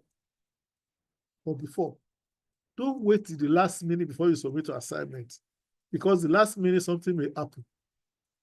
We had a wedding at the Catholic Church on campus. You know, the Catholic Church after the mosque, after also chapel. And the fellow that was getting married, it did not come for until almost the service was over because they blocked the road. I said, if I had left on time, they would have blocked the road. So please submit on time. Don't wait till the last minute. And don't keep us waiting online or in person. When we're having our in-person meetings, when we're in the class, switch off your phone, please. It's very important, switch off your phone. I'm not saying don't bring your phone to class.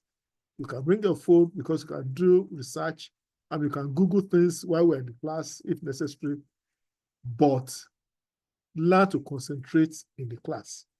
Don't allow yourself to be distracted, but more importantly, don't distract others. So Any comments before we go to the final part? We're going to close in the next 15 minutes, latest. 5 to 10 minutes. Any comments? Any comments? No comments. Can we go on? I want an indication. Should we go on? Yes, sir. Okay. So what's next? These are the topics, and I want you to now take a close look at the available topics.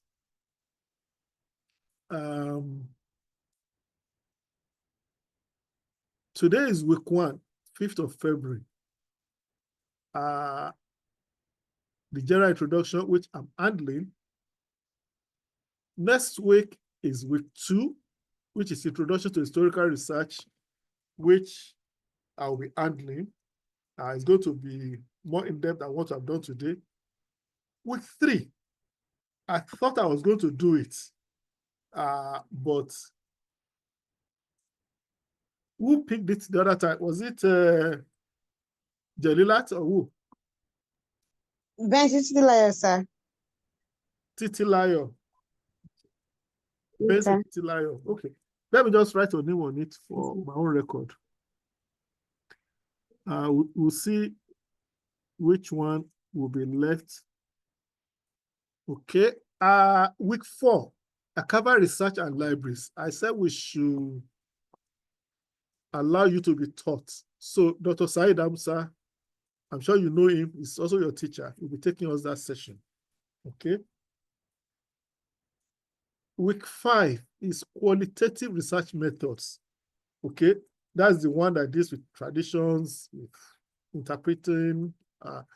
So that's week 5. Who is interested in that? Week 6 is oral history. I think Chiforo Lubagwe has expressed Yes, sir. You don't want people to snap it from you, right? Quantitative methods. It's another one that's week 7. Week 8 is comparative and interdisciplinary approaches that will be handled by Professor Albert from the University of Ibadan. Week 9 is digital humanities in historical research, which will be a seminar, so it's available. Week 10, on the 9th of April, there will be no class, okay?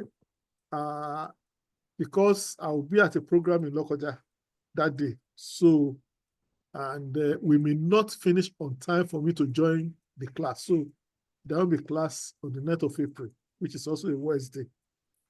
16th of April is thematic and comparative approaches. It's available. Week 11 is challenges in African historical research, which is seminar presentation. Week 12 is research design and proposal writing. How do you design your research? How do you ask your questions? How do you write your proposals? It will be taken by Professor Tayo Adesina.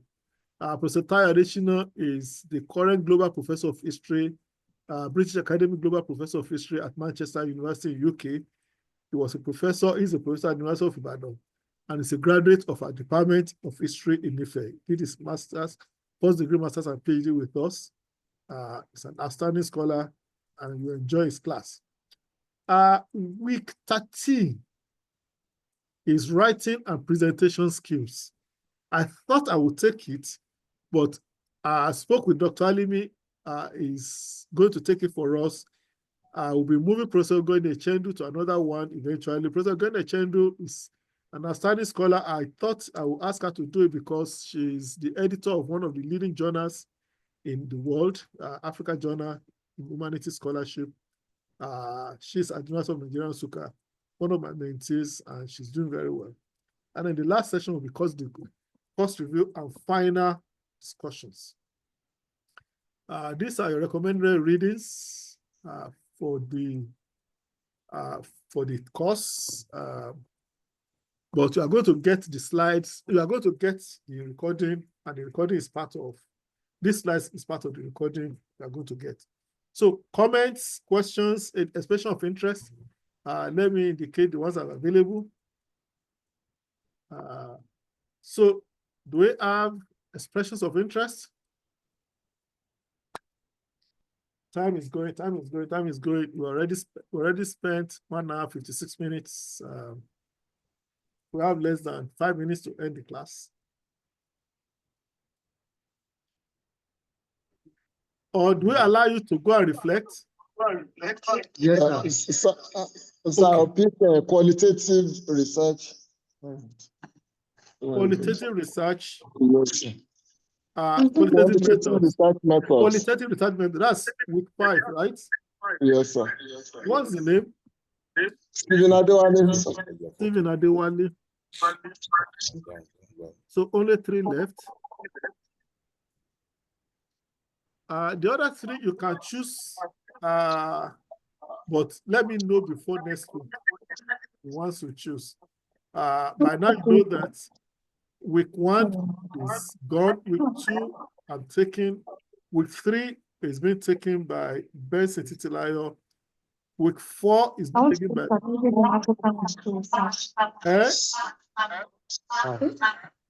who is speaking? Which one? Fatai Jelilat. Jelilat. Fatai Yes, sir. Jelilat. Which one do you want to take? Yes, sir. Challenges in African historical research. Challenges in Africa is okay. That's Jelila Fatai, right? Yes, sir. So we have 2 more people to decide. That's we have 2 more Which one I don't people. know anything about.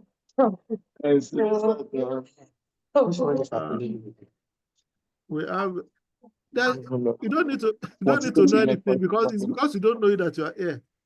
Just to challenge yourself to develop it. Yes, Yes, sir. So we have Which one is still available? I know this one. oral history is gone. Qualitative method is gone. So we have quantitative and digital humanities.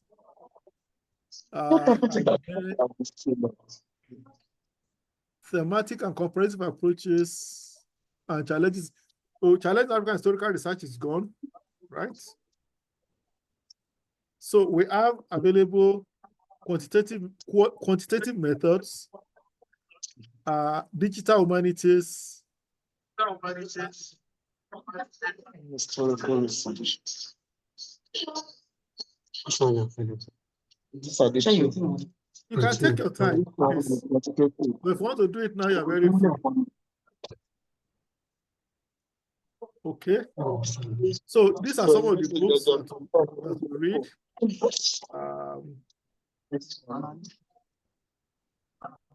Many of them are available easily, but our personnel, our Preveni, and ours book from reliable sources. The information and personnel are there. EHK have a copy. Atomaric's book, of history, have a copy. Some of the others may be available in the library. Any questions before we close?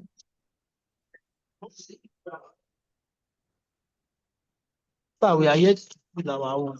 So you can decide next week. Who is that? Who wants to choose now? There are just 2 of you left. Okay. Who wants to choose now? I want to choose, but I'm looking at the available ones, sir. What's the own name? Wasiu Amo, sir. Wasiu Amo. You shouldn't have any problem. You have experience of this of writing. I want me to allocate to you.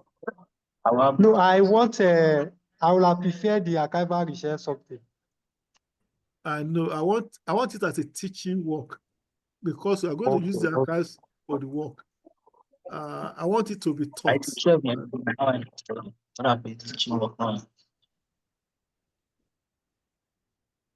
Okay. So what about number 6?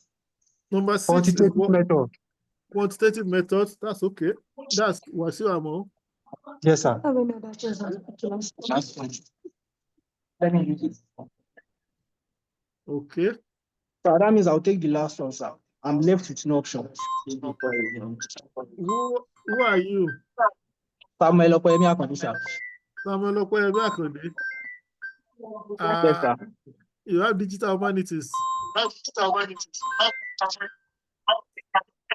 or thematic and comparative approaches. Which one do you want?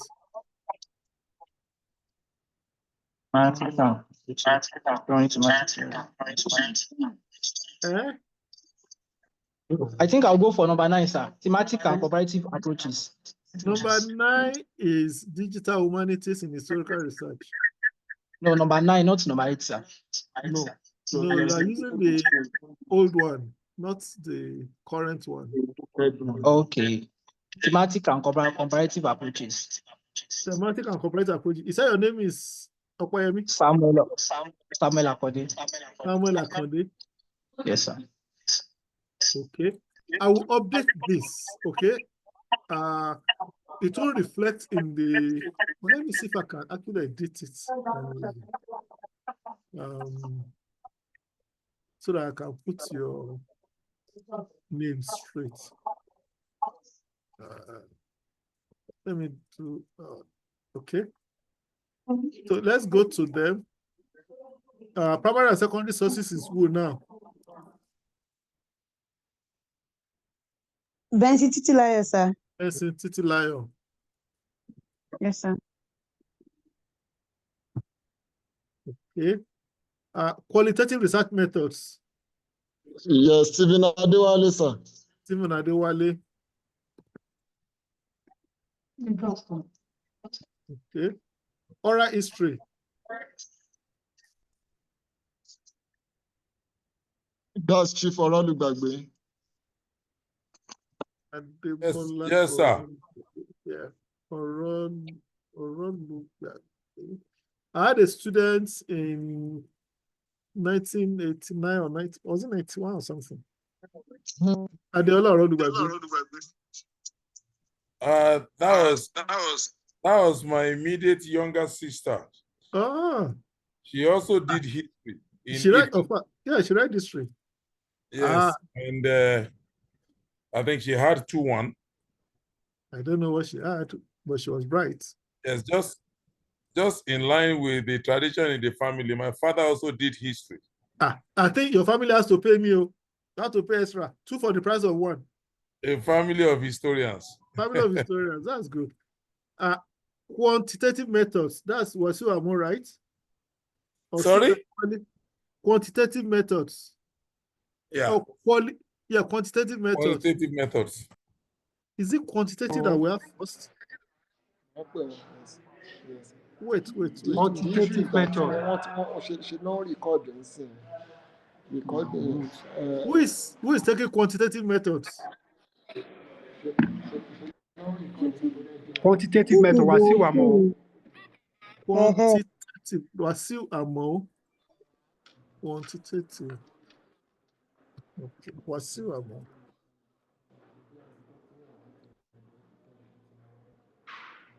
Okay. Thematic and comparative approaches. Who is taking that one? That's Samuel Akande, right? No, sir. No, sir.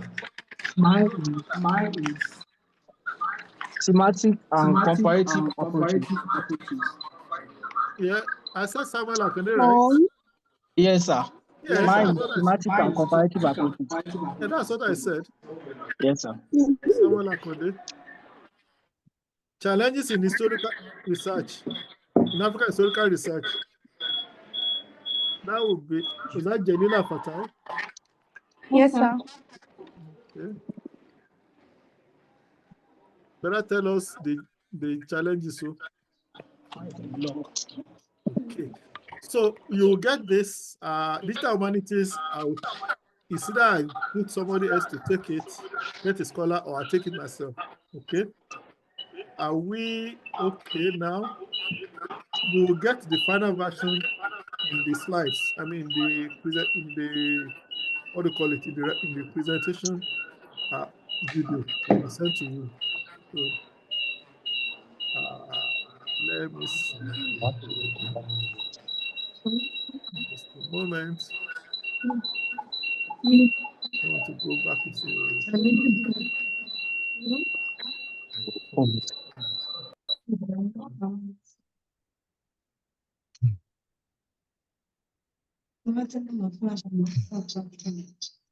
okay. So, any more questions? Any comments? Any suggestions? Sir, Yes, yes, ma. concerning the sources of history, I'm used to 3 sources of history. The primary source of history, the second source of history, and the tertiary source of history. And I don't know why, sir. I'm thinking probably because the tertiary source of history is the combination of the primary and secondary. Could that be the reason, sir? No, the primary sources you already know. We're going to Yes, them next week. Anyway, so don't worry. Primary sources mostly original documents, letters, reports, documents, even oral tradition. The secondary Yes, sir. sources are books, published articles, journals, and all that. Mhm. Tertiary Mhm. sources are mostly like encyclopedias. Okay, the things that Yes, are sir. already compressed. I mean, they're already interrogated. So, Okay, sir. which you can also find very useful. Okay, Encyclopedias sir. can be useful, can give you, but these are also they are processed materials. They're already Okay, sir. processed. Okay. Okay, sir. Okay, Even sir. some secondary sources are already processed, but primary, secondary, and tertiary, those are the so. But we'll get to them next week. And then when you are Okay. doing, whoever is writing on primary and secondary sources, will also, I will send, what do you call it, notes. I'll put the notes for the discussion on the platform so that it can also guide you as to what you are looking for. I'm not going to leave you to be roaming in the library or the archives. There will be guidelines Okay, as to what you're going to be looking for. It's just to help you to write very well. Okay. Thank you so much, sir. Thank you, sir. Yes, Any other comments? What are your comments on this class today? Do you have any problems? Do you have any problems with understanding what I'm saying? Am I too fast? Am I too slow? Are there things you'd like to see us do differently by the next class? Comments? Sir, this is Wasu Amosa. Okay. First, I must commend you for the approach you are trying to use in handling this course, sir. Because, hello, sir. Yes, I'm listening.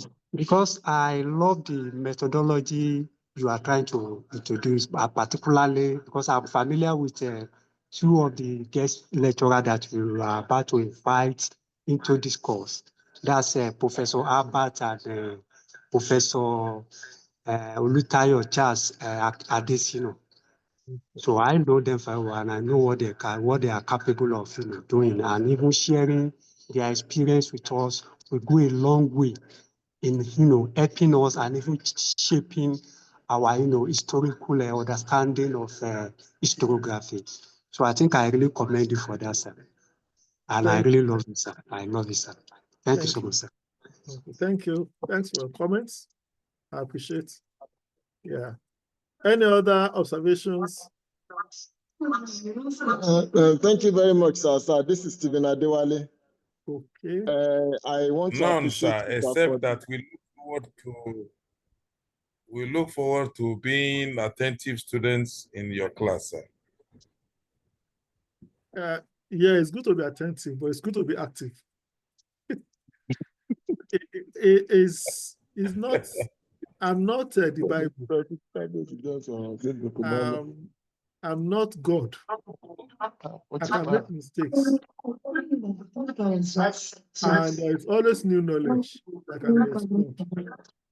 So, but it's good to concentrate, it's good to, but what I want to see is active participation that shows that everybody is being carried along. which is why I'm going to be sharing the teaching notes, the discussion points ahead of each meeting, so that you can all actively participate in it. And I'm going to make it easy for you completely, because I'll be sharing the recordings of our meetings, so that I can go back to your room, to your office, to your house, and listen at your own pace. Is that okay? And I'll also share the summary of our classes. I'll share the summary as generated by AI. AI is generating the summary for us, so it will also go to you. It will also get across. Okay? Thank you, sir. Yes. Any other comments? Dr. Aderemi, you want to give them advice? Talako, you want to advise the students?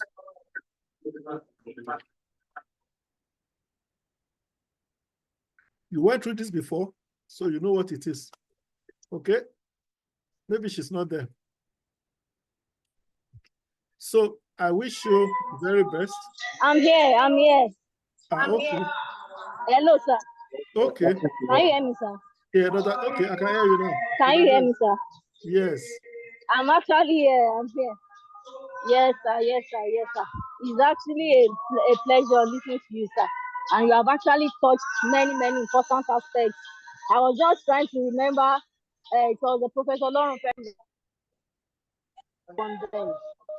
So, and we learned a lot that actually helped us on the field when we went for our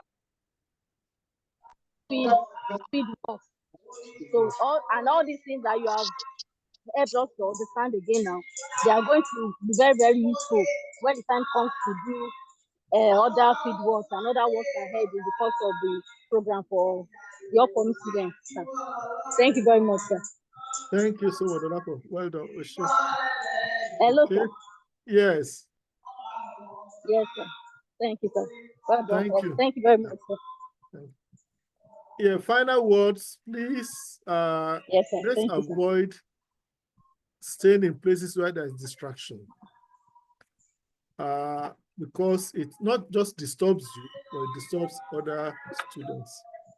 Number two, please get a device that you can see the screen, you can share the screen yourself. Get a laptop. It's not too much to get a laptop at this stage. Worst case scenario, get a Chromebook. But I would recommend a Chromebook at this stage. And then get good internet backup. Get a MiFi. If you cannot get a router, get a MiFi so that your phone is not disturbed when you are. Because if you are joining the class with your phone, the tendency is that it's possible that a phone call will come and disturb your concentration. So use the MiFi instead of your phone as hotspot. Get your MiFi to do the thing. Please invest in yourself. There's nothing better than investing in yourself. Okay? I want to invest yourself in this course because it works for you ultimately. On that note, I'd like to end and to wish you the very best in the class. Thank you and God bless. Thank you, sir. Thank you so much, sir. God bless you, sir. Look forward to seeing you next week. Yes, you, sir. sir. Can't wait to Thank see you, you sir. in person, Thank sir. you very much, sir. Okay, bye-bye, class. Bye-bye. Bye.